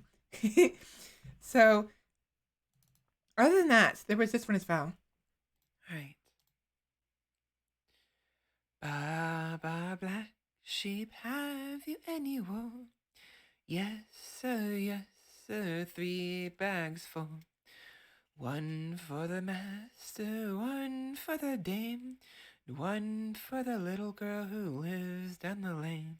It's supposed to be boy, but I put girl. Baba Black full. One for the master, one for the dame. No, I did it wrong. No, no. Yeah, I messed up a little bit. Baba Black, she lives down the lane. Anyone? Yet one for the dame, one for the little girl who lives down the lane. Trying to get some flair at the end. Where are my favorites? I know I have some favorites here. I don't remember which one they were.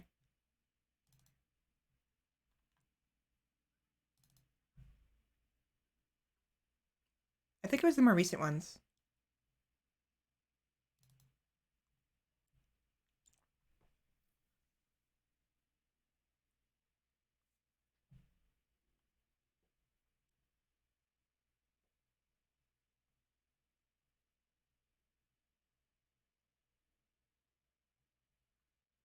I did that a little bit wrong, but yeah, listen, take a listen.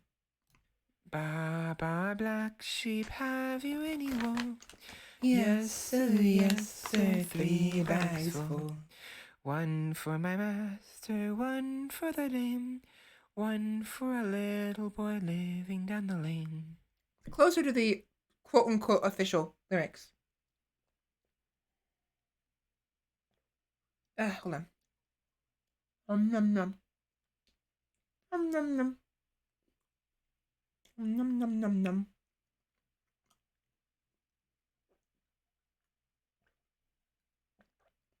Num num num num num num num num. Num num num num num num num num.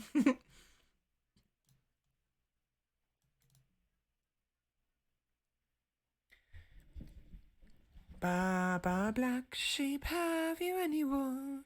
Yes, sir, 3 bags full. One for my master, one for the dame, one for a little boy living down the lane. I think I was like reading the lyrics as I was singing it, so. Oh wait, no. Whoops, start over. Baba Black Sheep, have you any wool? Yes, sir, 3 bags full. One for my master, one for the dame, one for a little boy living down the lane. I think that's the actual proper lyrics. I don't remember. But yeah, so I was doing that for a number of times. My I actually I changed it a little bit. I kind of did some variations and I like the variations better, to be honest. So I think the more recent one is my favorite one. Ba ba black sheep, have you any wool? That voice crack though. Yes, yes, 3 bags full. One for my mistress, one for the dame, one for the little girl who lives down the lane. I think that one's okay. I don't think I like that one. I don't know what that's about. Whatever. Da da da da da.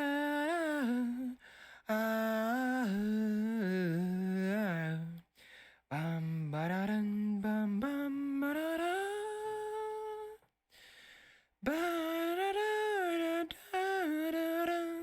Ignore the voice cracks, please. Alright, let's try this. Ba ba black sheep, have you any wool? Yes, sir, yes, sir, 3 bags full. One for my mistress, one for the Dane, one for the little girl who lives down the lane. I was trying to add some flair to it. Let's try that. You certainly do love your singing, and we love it too. I do. I actually really like singing. I don't see myself as being very good because of my lack of control and the fact that I'm still struggling to get my breathing in order all the time, which is dumb.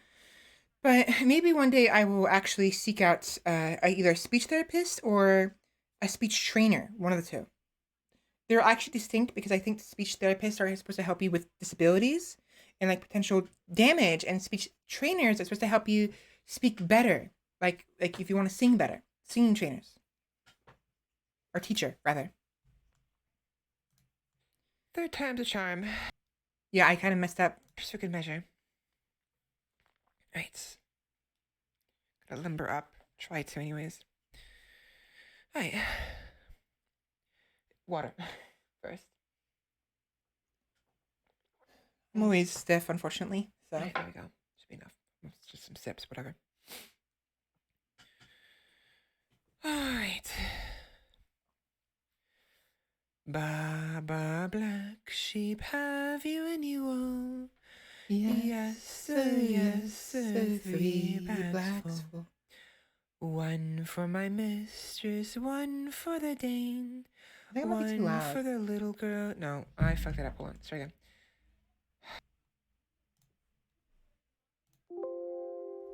Is that too loud? I can turn it down.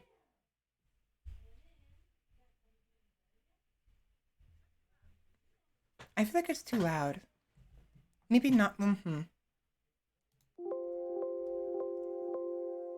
It was good? Okay, I'll leave it then. It's for a little girl living down the lane. There we go. Ba ba black sheep, have you any wool? I kept messing up. Yes, sir, 3 bags full. One for my mistress, one for the Dane, one for a little girl living down the lane. There we go. This should hopefully work. So let's take a look.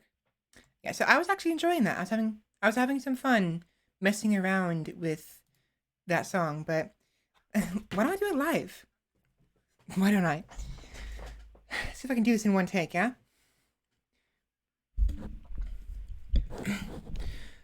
Ba ba black sheep, have you any wool? Yes, sir, 3 bags full. One for my mistress, one for the Dane, one for the little girl living down the lane. How was that?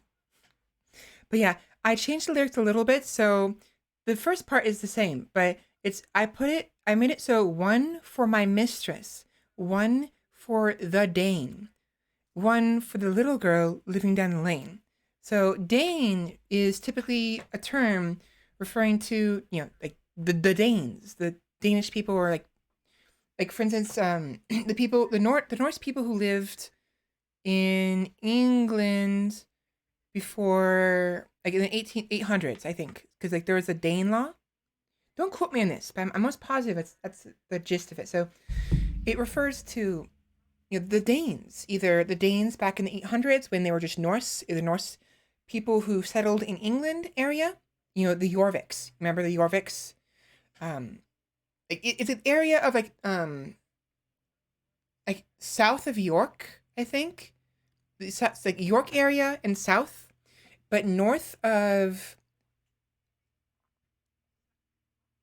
uh Essex and Wessex, like to the west. It's like kind of like East Anglia. No, oh wait, no, around that general area, like the eastern part of York. Don't quote me on that. Don't quote me on that.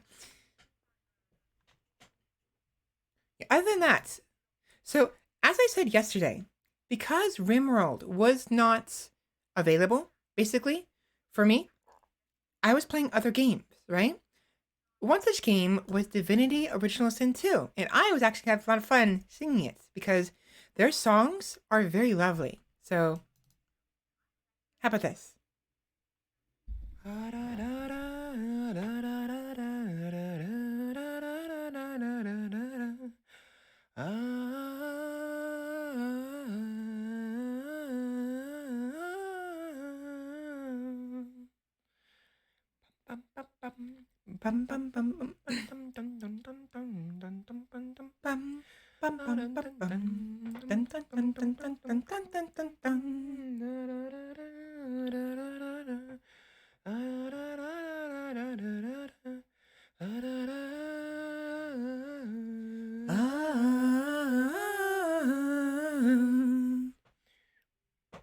I quite like that song. The Divinity Original Sin 2. Original Sin 2. Yeah. It's a nice song. You certainly do it well. Thank you. But it's lovely. I love the song so much. My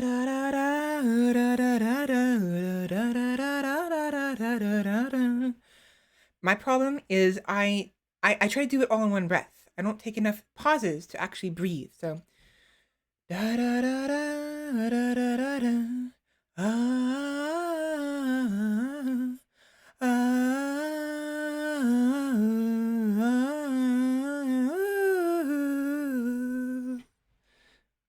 I love it. And I really want to play Divinity Original Sin 2 with you guys. Because one, we can enjoy their songs, directly. And two, I can show you guys what I do when I play Divinity Original Sin 2, Tactician mode, permadeath, solo. Because it's weird. I enjoy the games like Baldur's Gates and whatnot, like the game where you kind of play as a single character, but you can control a group of characters. But I like playing, like, I find more enjoyment in playing as a single character, in control of a single character. Obviously, in RimWorld, you're playing as multiple characters technically, but it's just when I play Divinity Original Sin 2, I have to play on the hardest difficulty, permanent death, and solo, and it makes it much more fun for me. Anything less would be too easy for the Valkyrie. I honestly, I kind of want to say yes, it would be, because it stems from my Dark Souls experience. With Dark Souls, what Dark Souls teaches you above all else, it teaches you that death doesn't matter. It just is, if anything, death is an asset. It is a way for you to learn and to adapt and become stronger. When you die, doesn't really matter, especially if you do suicide runs or if you've already spent your souls and stuff, because it's like if you have a lot of souls and you lose them, you know better than to keep a lot of souls on you if you lose them permanently. Or if you have them and you can get back to them, then you know how to move quickly, right? But you also learn over time that one, if you want souls, you can farm them. You don't need to hold on to them. Spend your souls when you have them, when you can. If you find out later on you need a lot of souls for something, farm them. You don't have to hold on to them. You don't have to hold on to the souls you had at the very beginning of the game, you know? So it teaches you to basically ignore failure, ignore defeat, because defeat and failure are nothing but stepping stones. And that's it. They don't matter, you know? But what if it was permadeath? What if you're playing a game and if you die, you lose all your progress, all of it? Well, oh, well, the game changed. Everything's different because then you have one shot at the game, you die, you have to start all the way at the very beginning. And that's what Tactician Mode, Permadeath, Divinity Original Sin 2 does. And even better yet, with single player, because if you're multiplayer or you have other characters, your other characters can just revive the dead characters. You can basically play it safe and have one single character outside safe at all times, and then have everyone else do the dangerous stuff. So if they die, that one person can come sneak in, move their bodies elsewhere, and resurrect them like it's nothing. So it's like, what's the point, you know? So saving and revives, you know, are kind of make it meaningless to me, you know, and dumb. But Tactician Mode Permadeath solo, it makes things a lot more scary, a lot more thrilling, a lot more worth it to actually finally get as far as I get. You know what I mean? Of course, there's lots of bullshit, a lot of nonsense that can happen in that game. For instance, Death Fog is literally insta-death, and you cannot revive. You can revive from it, but your body has to be moved out of the Death Fog, and someone has to revive you. And not only that, but lava. Lava and Death Fog are the two things that will kill you instantly upon touching it. And even if you have like, there's like these items as also a spell, or no, trait. I mean, not a spell, a trait that can revive you upon death. Right? There's a trait called Comeback Kid that will, if you die, it'll bring you back to 20% health. And if you have an idol, a special like resurrection idol on you, and you die, it'll resurrect you. Problem is, you revive where you died. So guess what? Oh, I have Comeback Kid. Oh, I got teleported into lava. Oh, I died. Oh, I'll just revive the Comeback Kid. Oh, I revived. Oh, I'm still sitting on the lava. Oh, I died. Oh, game over. So it's like the revive traits and the items are pretty much useless to me, except outside of such dangerous situations, because not only does it revive you where you're sitting, I think it also revives you at the end of the turn order. Don't quote me on that. If it's a beginning, it's fine. But let's say you died because someone else went first, because they have better initiative than you do. And so as a result, they're at the front of the order, and you were after them. You died though. They killed you. So you die and then it resets the turn order. So even though you revive to 20% health or even full health from the idols, the resurrection idols, guess who gets to go first? The person who just fucking killed you. Guess what? They killed you again. Guess what? Game over. So the revive skill, trait rather, and the items are kind of useless. And they can be useful, sort of, in like as a sort of a safety net in the off chance you fuck up. But in a solo playthrough, Tactician Mode Permadeath, you cannot afford to make any mistakes. You know what I mean? If you make a mistake, you better load the game as quickly as possible before they kill you, because when you're playing the game, you can pause the game by pressing escape, right? And you can load the game, which I'm fine with, even permadeath. But when you press escape, they made it so whatever action is currently being played in the game, it'll follow through that single action. So if you're about to die from one single hit, and you pause it thinking, oh, I'll be safe, I paused it. No, the game will hiccup. It'll pause everything for a brief second, and then it'll unpause to let that last action occur, and then pause again. Guess what happens? That action that was going to kill you, and you know it can kill you, it kills you, even though you paused the game, because it unpaused and then paused again. It's a sort of way to keep it from being, it's an anti-cheese, basically, anti-save scum option, I guess. but it's fine. I actually understand it, and I find it completely logical, and that's perfect.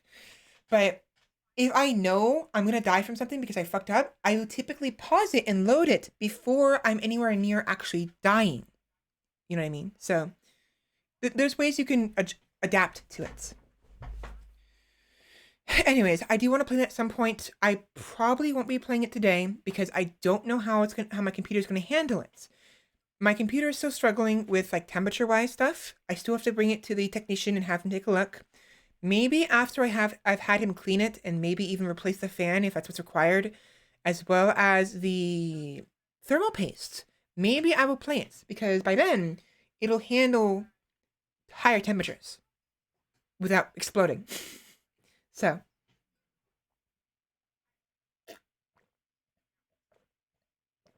mm.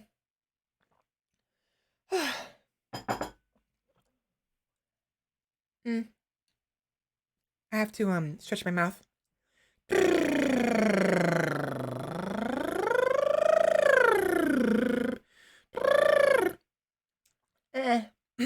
That was a weird noise. What was that noise? That was a weird noise. I am too excited for this.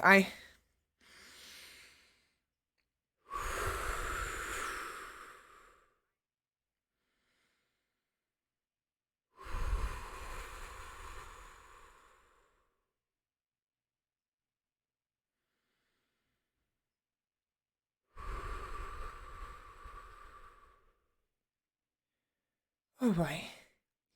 I need to slow down. I need to slow down. So moving on. Legend of Zelda songs. The intro specifically.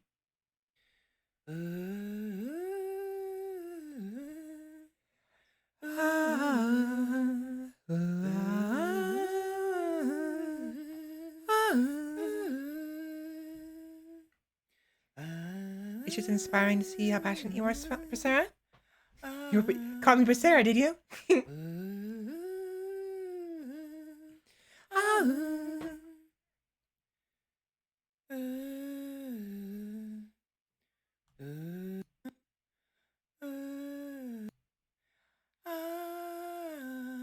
don't like this one. Too loud.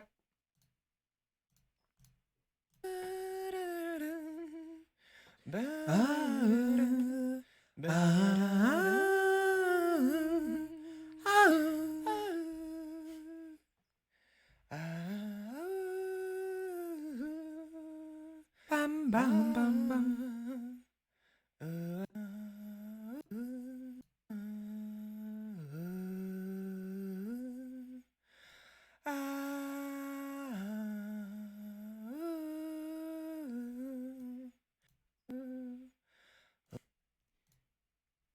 I love singing. I'm not the greatest. I will improve over time. I'm not the greatest. I'm still improving and I'm struggling, but I love to sing. Considering the fact that I've come up with 6 unique songs, 2 of which influenced by other things, sure, but the other 4 being completely unique as far as I'm aware. Ah, da, da, ah,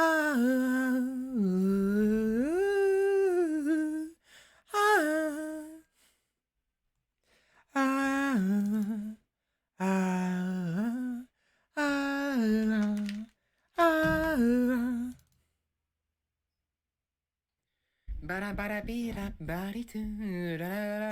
I forgot I did that at the beginning. Whoops. Yeah, I was this is Sarah was never, but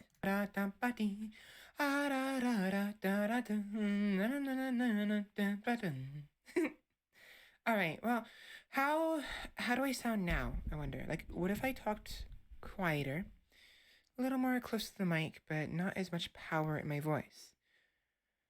Probably be best if I actually sat up as well. But yeah, let's see. I'm talking a little bit quieter, a little more not control, but a little softer, I guess. Whatever, whatever.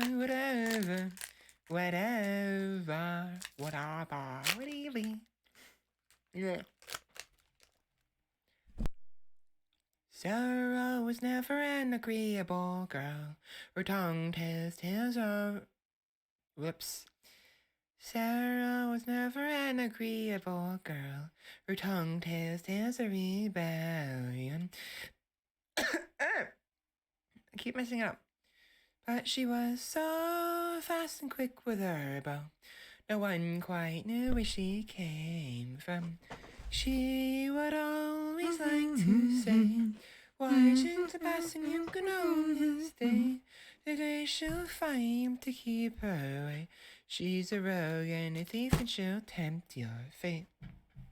Mm-hmm. Yeah, this is all Sarah Was Never.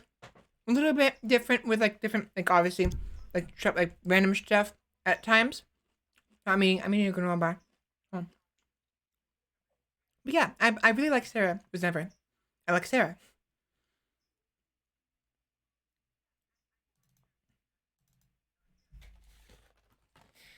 Sarah was never an agreeable girl. Her tongue tells tales of rebellion. Wait, no, start again. Start again, shall we? Sarah was never an agreeable girl. Her tongue tells tales of rebellion, but she was so fast and quick with her bow. No one quite knew where she came from. Sarah was never the quietest girl. Her attacks are loud and they're joyful. But she knew the ways of nobler men, and she knew how to enrage them. She would always like to say, why change the past and you can own this day? Today she will fight to keep her way. She's a rogue and a thief and she'll tempt your fate.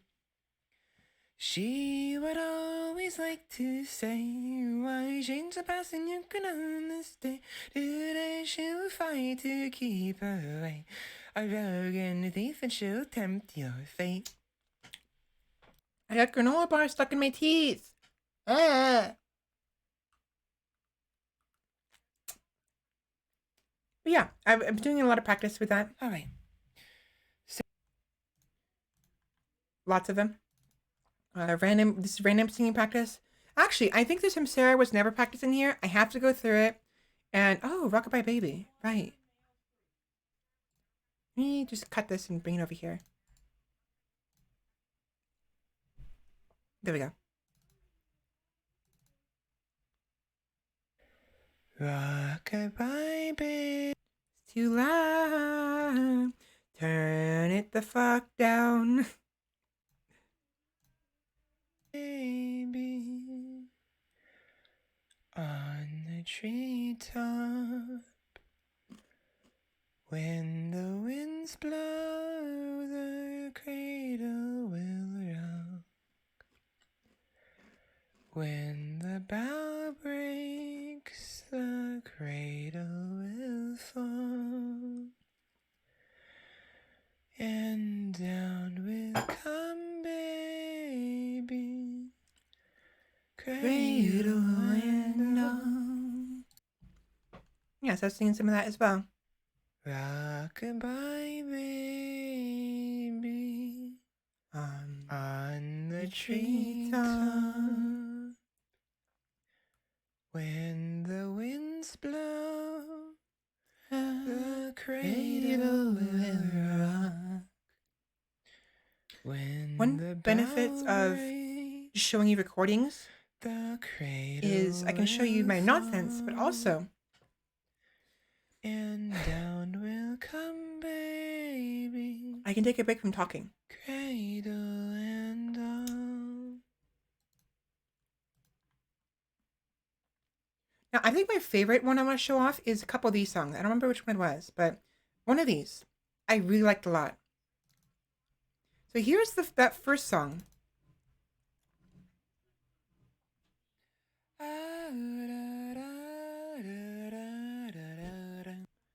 No, that one. I think it was...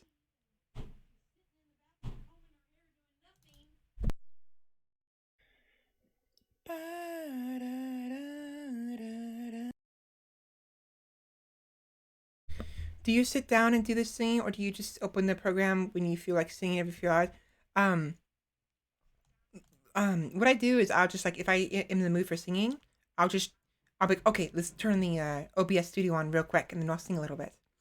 But I don't like do it intentionally. Like, okay, I'm gonna sit down and sing. Nothing like that. It's just spontaneous. Like if I happen to be singing and I happen to want to record it, I will go ahead and you know record it.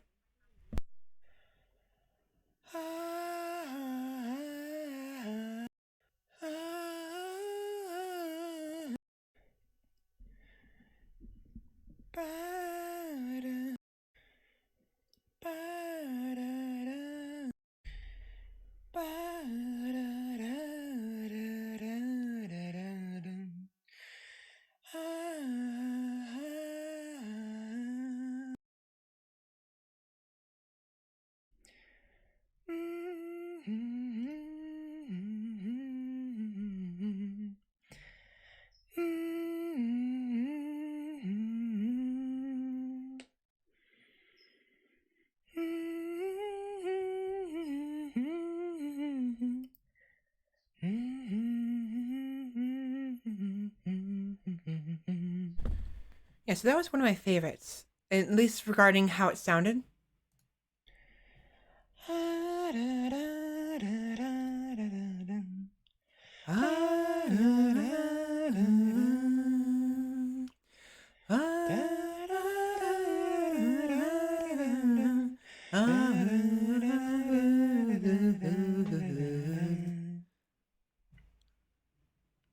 Again, this song was inspired by Minecraft. I was playing Minecraft at some point back in January, and I started singing it when I was doing dishes.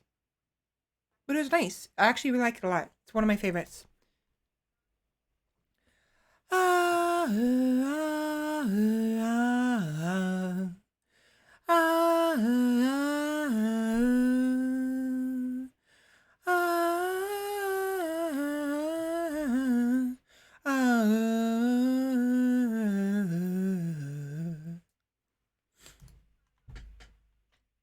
The other one, which one was this again?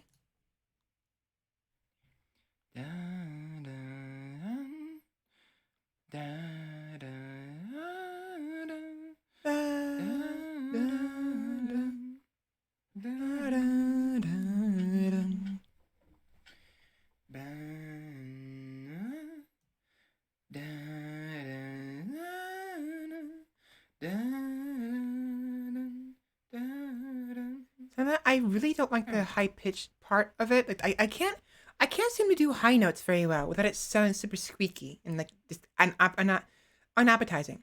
Yes, it's just a little disappointing, honestly.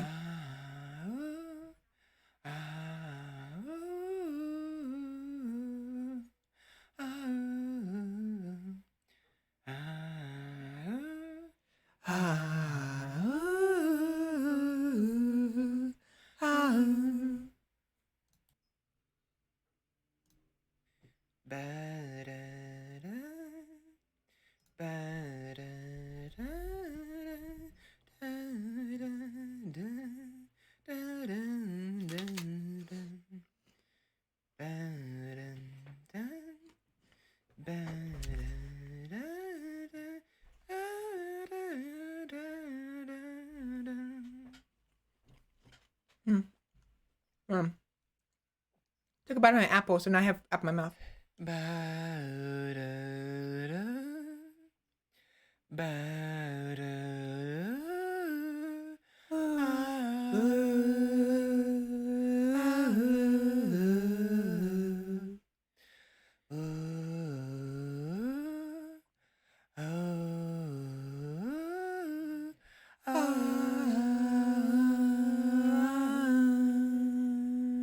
I don't like that one.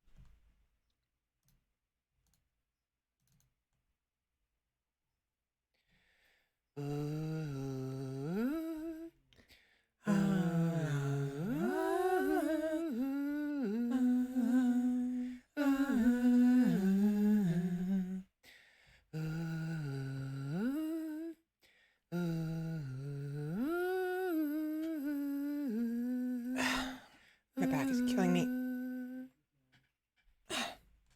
Right. Yeah, so one of the number of songs I made up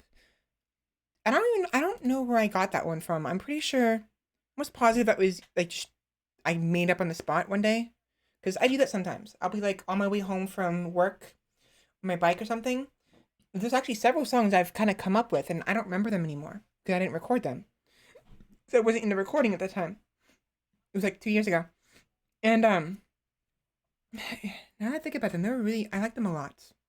It's a shame because it's a lot of songs, a lot of like little like tunes that I unfortunately are gonna be left behind because I can't remember what they are and I didn't record them. So it's a darn shame, really.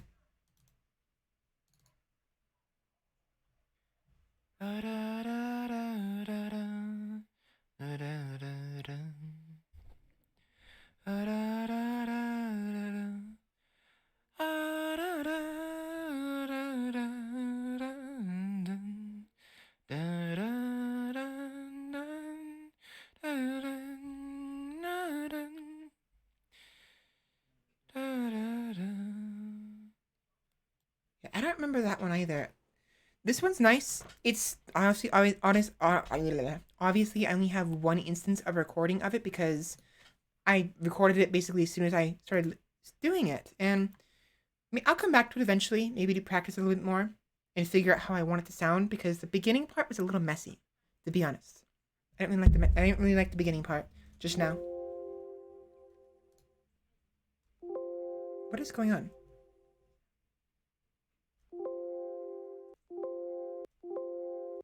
I've never done that before. Okay. Oh, so it's because I'm in this window. It isn't like that button. That's weird.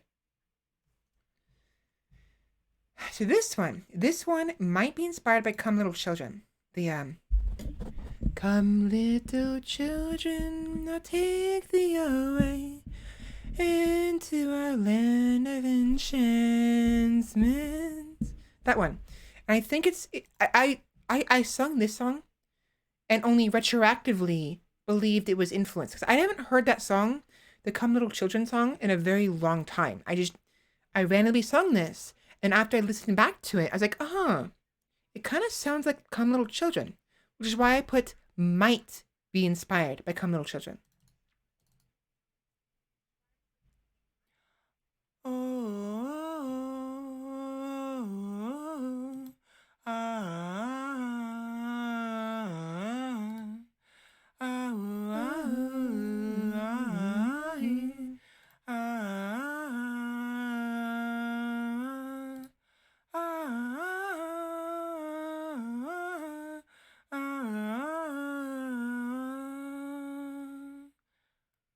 That's very rough. Random more at the end. Yeah, unfortunately, that one's very rough. I'm gonna have to practice that a lot if I want it to sound good. There's too many voice cracks and too many weird notes in there that just don't sound good. But I liked it regardless, enough to record it. Now, these last two songs, I'm pretty sure are my favorites. This one in particular, but I don't remember exactly what they sound like anymore. Oh wait, I want to see how low I can get and how high I can get. So let me see what I can read. I need to read something and read it in lower and higher tones. Let me find something to read. I think it sounds nice. Thank you. Honestly, all I can say is thank you whenever you guys give me compliments. So I do hopefully it doesn't sound like I'm disregarding you by saying the same thing every time to everyone. It's just what can I do? Just say thank you for the compliments. So yeah. This is me worrying too much, by the way, in case you're curious. Alright, things to read for singing practice.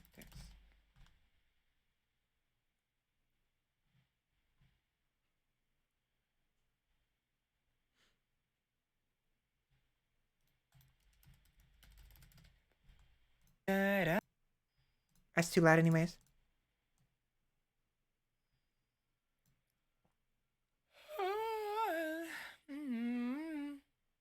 I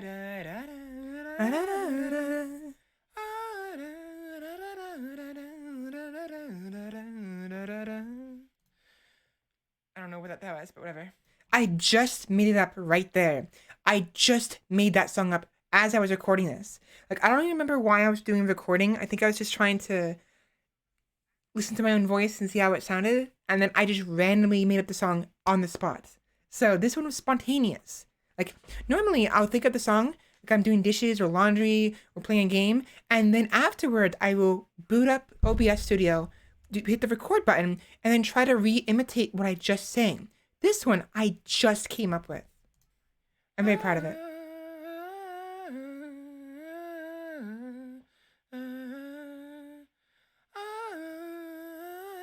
Go too high. No. No, I fucked it up. No, damn it.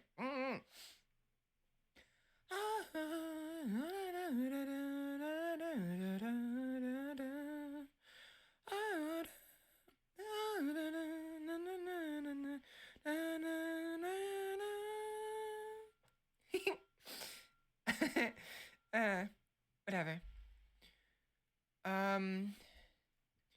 Peter Piper picked a peck of pickled peppers. Oh, right, this part. Peter Piper picked a peck of pickled peppers. Peter Piper. Oh, yeah. Peter Piper picked a peck of pickled peppers. That sound is weird. That's about as low as I can go. Right there. It's really hard for me to do lower voices. Honestly, it's really weird. Like I can't tell what I other than I don't like my voice. And there's a specific part of it I don't like, but I don't know how to describe it. Like it's almost like it sounds impaired. That's mostly what it is. Might be what I'm referring to.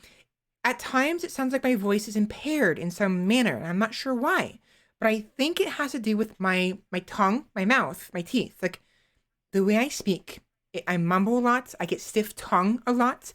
I don't breathe enough. I don't have enough voice, enough air in my voice. You know what I mean? So it's probably what's happening. Is why I hate my voice. Did you do your homework and practice the one Sheppy mentioned? No. And I forgot which one she was talking about. Didn't she say that? And I was like, yeah, no, I'm not going to. I don't remember.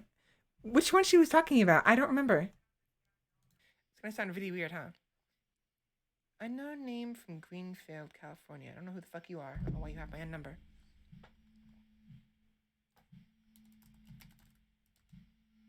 Where is that?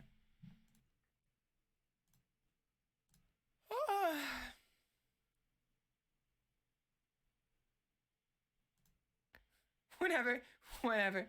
Not important. Yeah, somebody had called me from like who fucking knows where. And it was like super far away. I get calls from like India, New York. I think I've gotten one from Oregon. And I also got one from like this random place called Greenfield. I don't know fucking where that is. I live in California. If anything, I'm not surprised I got that one, I guess. But it's like super fucking far away. I get random calls all the time. To be fair, you did say "fuck that" I'm skipping class. I did. Okay, yeah, I remember that. I don't remember what the song was, but I remember saying that. So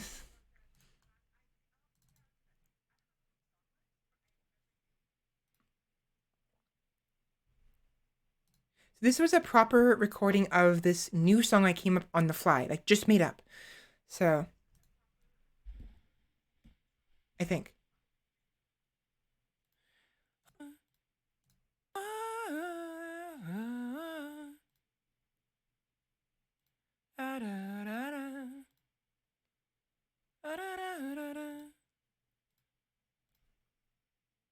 Oh, I remember what was happening here. So what was happening is because I just came up with a song, I was listening back to it in an attempt to sing it. So you can't hear it here, but when I'm pausing here, what I'm doing is I'm basically going back to this one and doing like where's it? Oh wait, let me find something to read.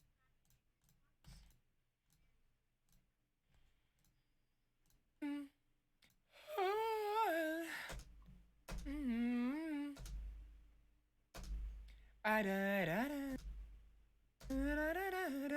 was doing that because I was trying to copy the song because the yawning kind of threw me off.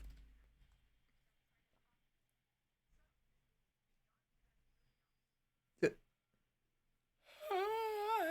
right, I was doing this. I was going.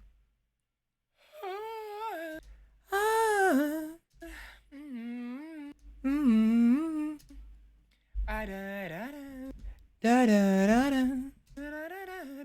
Da da da da. I was doing that in this other one.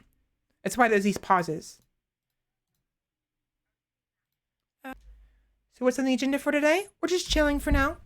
I'm going, as I mentioned before, I'm going through the recordings I have. And at some point, we will switch to a game. I'm not sure what yet, but I just want to relax today, for the most part. By the way, were you here earlier, Sheppy? Did I ask you how you were doing? Because I don't remember if you were here already, or if you just arrived just now. Like, I did, okay. It's hard to tell sometimes if someone just arrived or if they've been here for a while. Because sometimes people come and go. Sometimes they'll leave and they'll come back. And it's like, oh, I already said hi. And other times it's like, is it today? Or is it yesterday? You know, like, oh, is it last week? Like, I can't remember sometimes. Been lurking? That's fine. Perfectly fine.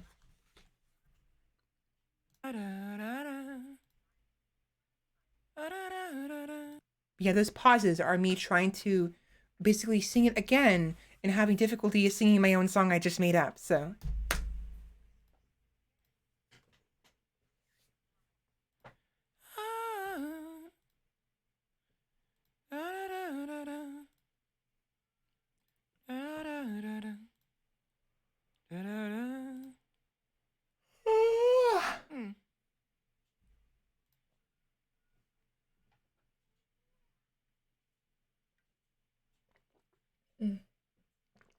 Speaking of sippies, I need more water. In like 10 minutes, I'm gonna go take another quick break, get some more water, and get some like another snack. There we go.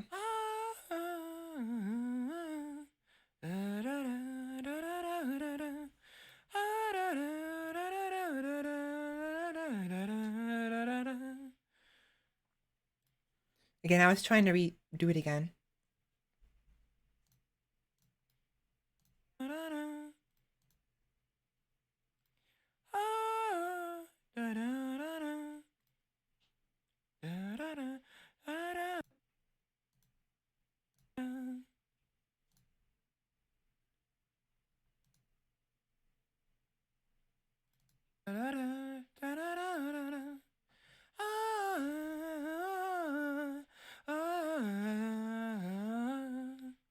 There we go, I think.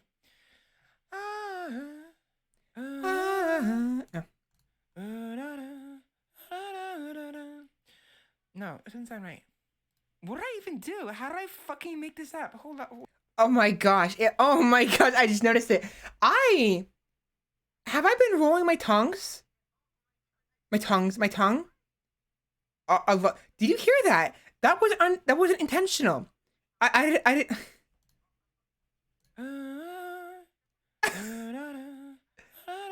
Wait. No, it doesn't sound right. What did I even do? I just now noticed that. Did you hear that? Those rolls are intentional. They're not. I'm not doing those on purpose in the recording. No, it doesn't sound right. What did I even do? How did I fuck? What did I even do? Is what I just said.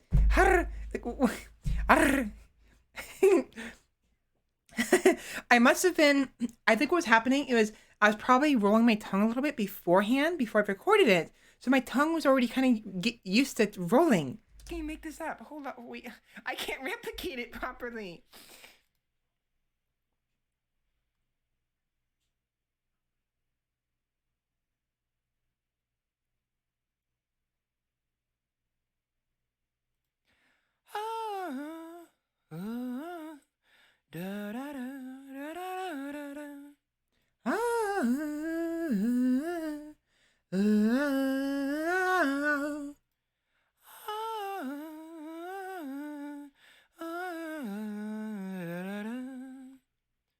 I think I got it. I think that's about it.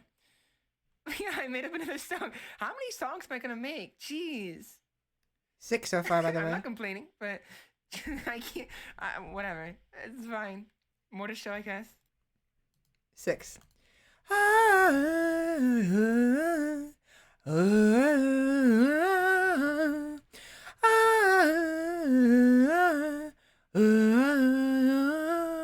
I did it wrong. Ugh, I fucked up. Oh wait, I want to see.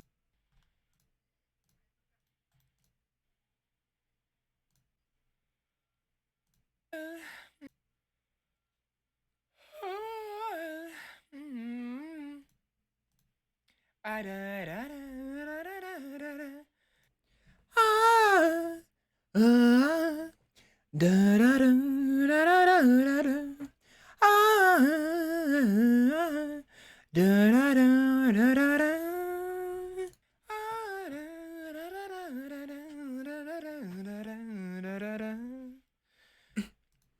I'm a na na na da da da da da da da.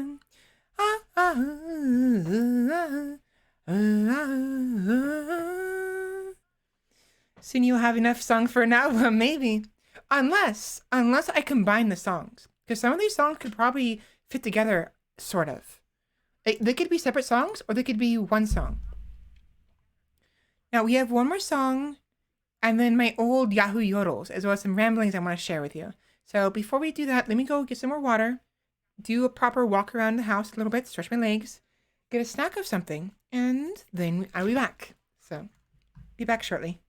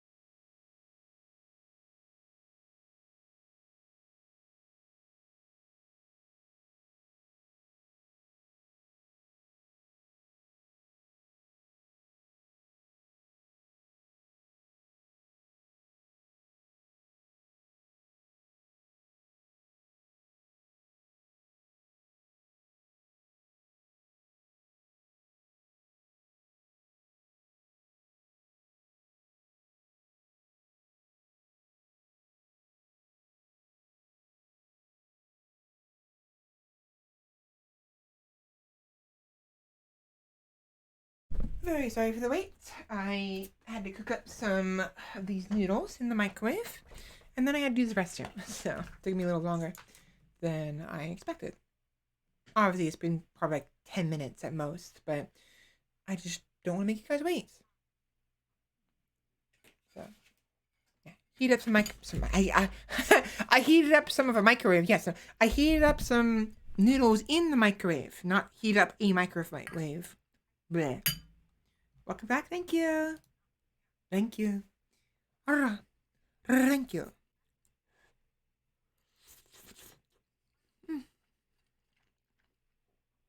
Okay.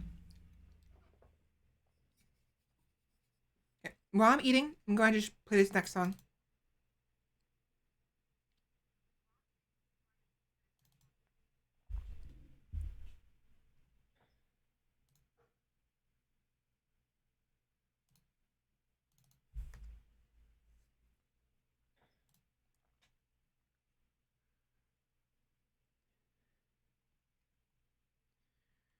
It's fine. Nothing showed, but just in case, I'm going to keep it dark.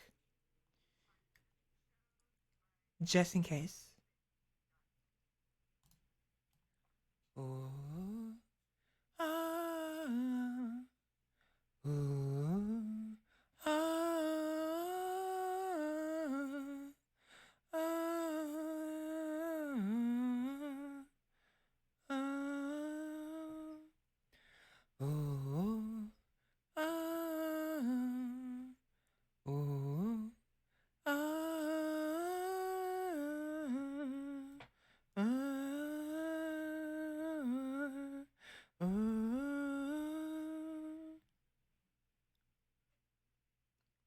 It reminds me of both Bloodborne and Dark Souls a little bit. So I'm going to go ahead and rename that a little bit to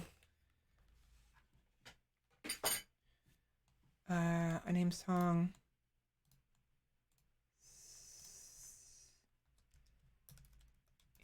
Inspired by Bloodborne and Dark Souls. I can't use a question mark. Might be inspired. There we go. Ooh, ah, ooh, ah, Let me start that over again. Turn up a little bit. It's a little too quiet. Ooh, ah, ooh, ah, ah, ah, ooh, ah, ooh, ah, ah,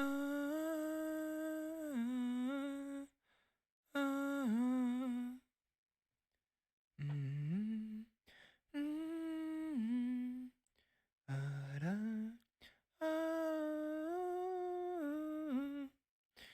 mm, mm. Sorry, I was making some noise, so I had to mute myself while I was eating.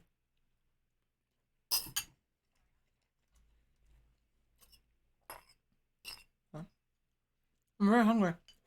I'll leave it shut in.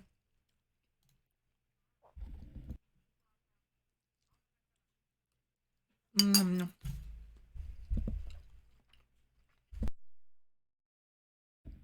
Ah, ah, ah, ah, ah. That's a little too scratchy.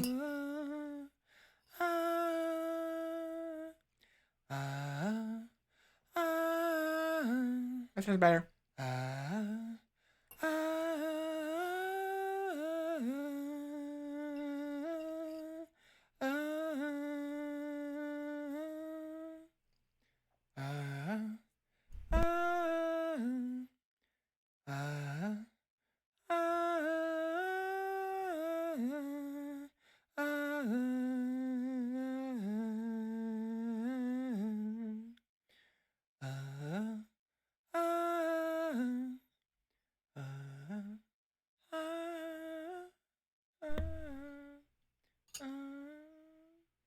at the end there, I was trying to do like a fade out kind of effect, even though I wasn't using actually effect.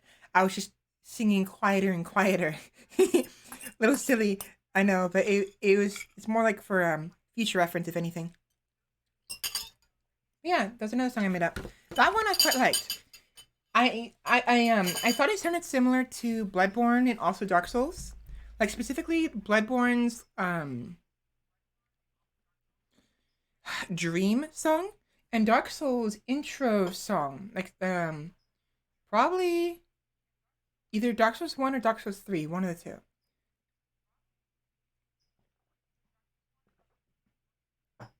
Or maybe not. Maybe it's not the intro song, but like the title screen, but maybe I don't know. It's they're both it sounds similar to both of them in some manner. But, I like that one. I think it's my favorite. Ba-dum, ba-da-dum, ba-dum, ah, ah, ah, ah, ah, da-dum, ah, ah, ah.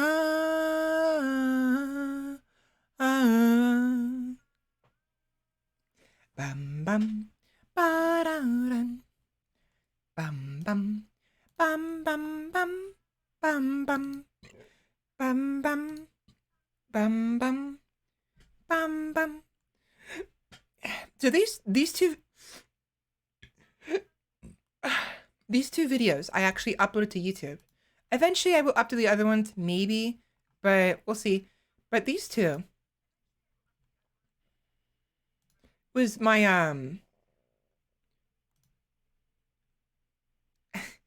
so I realized back when I was playing right before I played Lost Ember, or around the time I was playing Lost Ember, that if I do like a Yahoo, do a yodel, like if I go ooh, like, ooh, if I do that like that, it helps my voice a little bit. It still does, but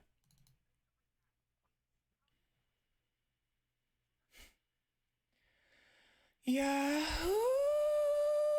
It sounds bad. It sounds bad. It sounds bad.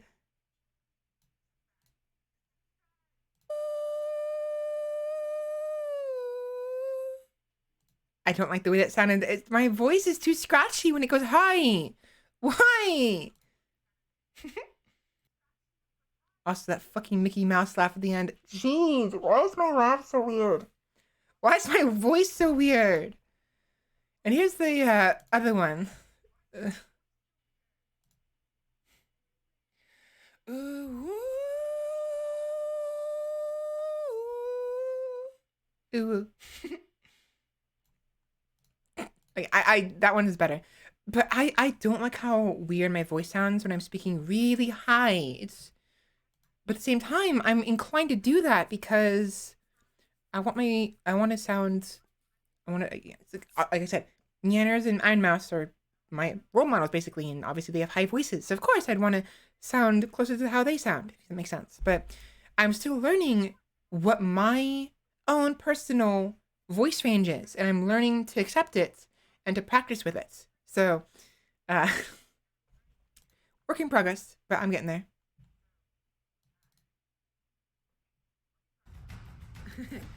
London Bridge is falling down, falling down, falling down.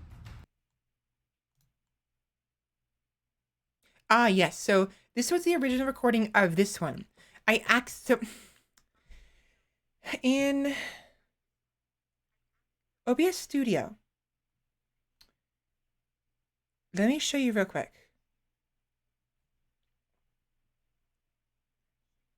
I won't be able to. I'll describe to you. So in the sources of the many sources, there is one that allows you to rather. Oh, I'm dumb.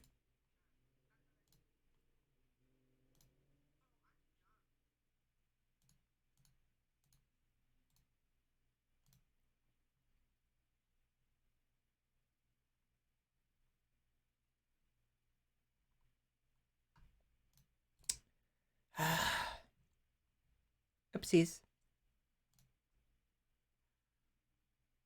There we go. I've been there we go. I've been using the wrong background. That background I don't own. I do not own that, and I don't want to get in trouble for that. I probably won't, but whoops. I forgot to change out the background.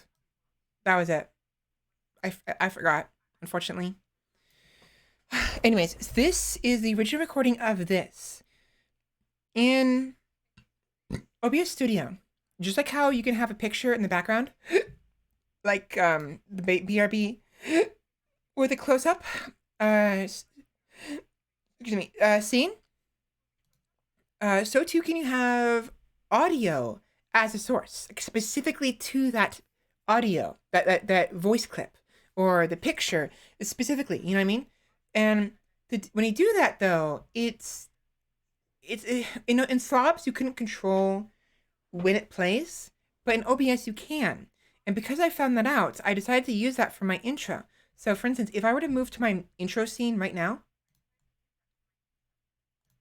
it's not playing, but now it is. So imagine me talking and singing with it playing in the background, the music, right? And I did that by accident. So I had to separate the audio from the actual media. Because again, my microphone is separate from the game audio. So what you're hearing isn't game audio or desktop audio. It's microphone audio. That's what this is. That's what you're hearing. All these recordings are mic audio.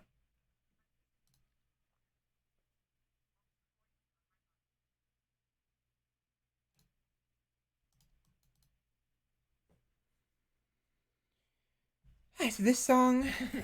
London Bridge is falling down, falling down, falling down. London Bridge is falling down, my fair lady. I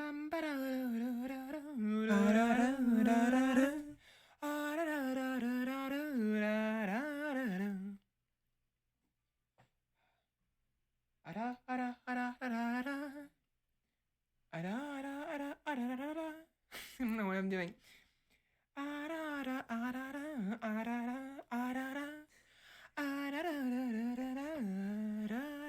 Then the ara.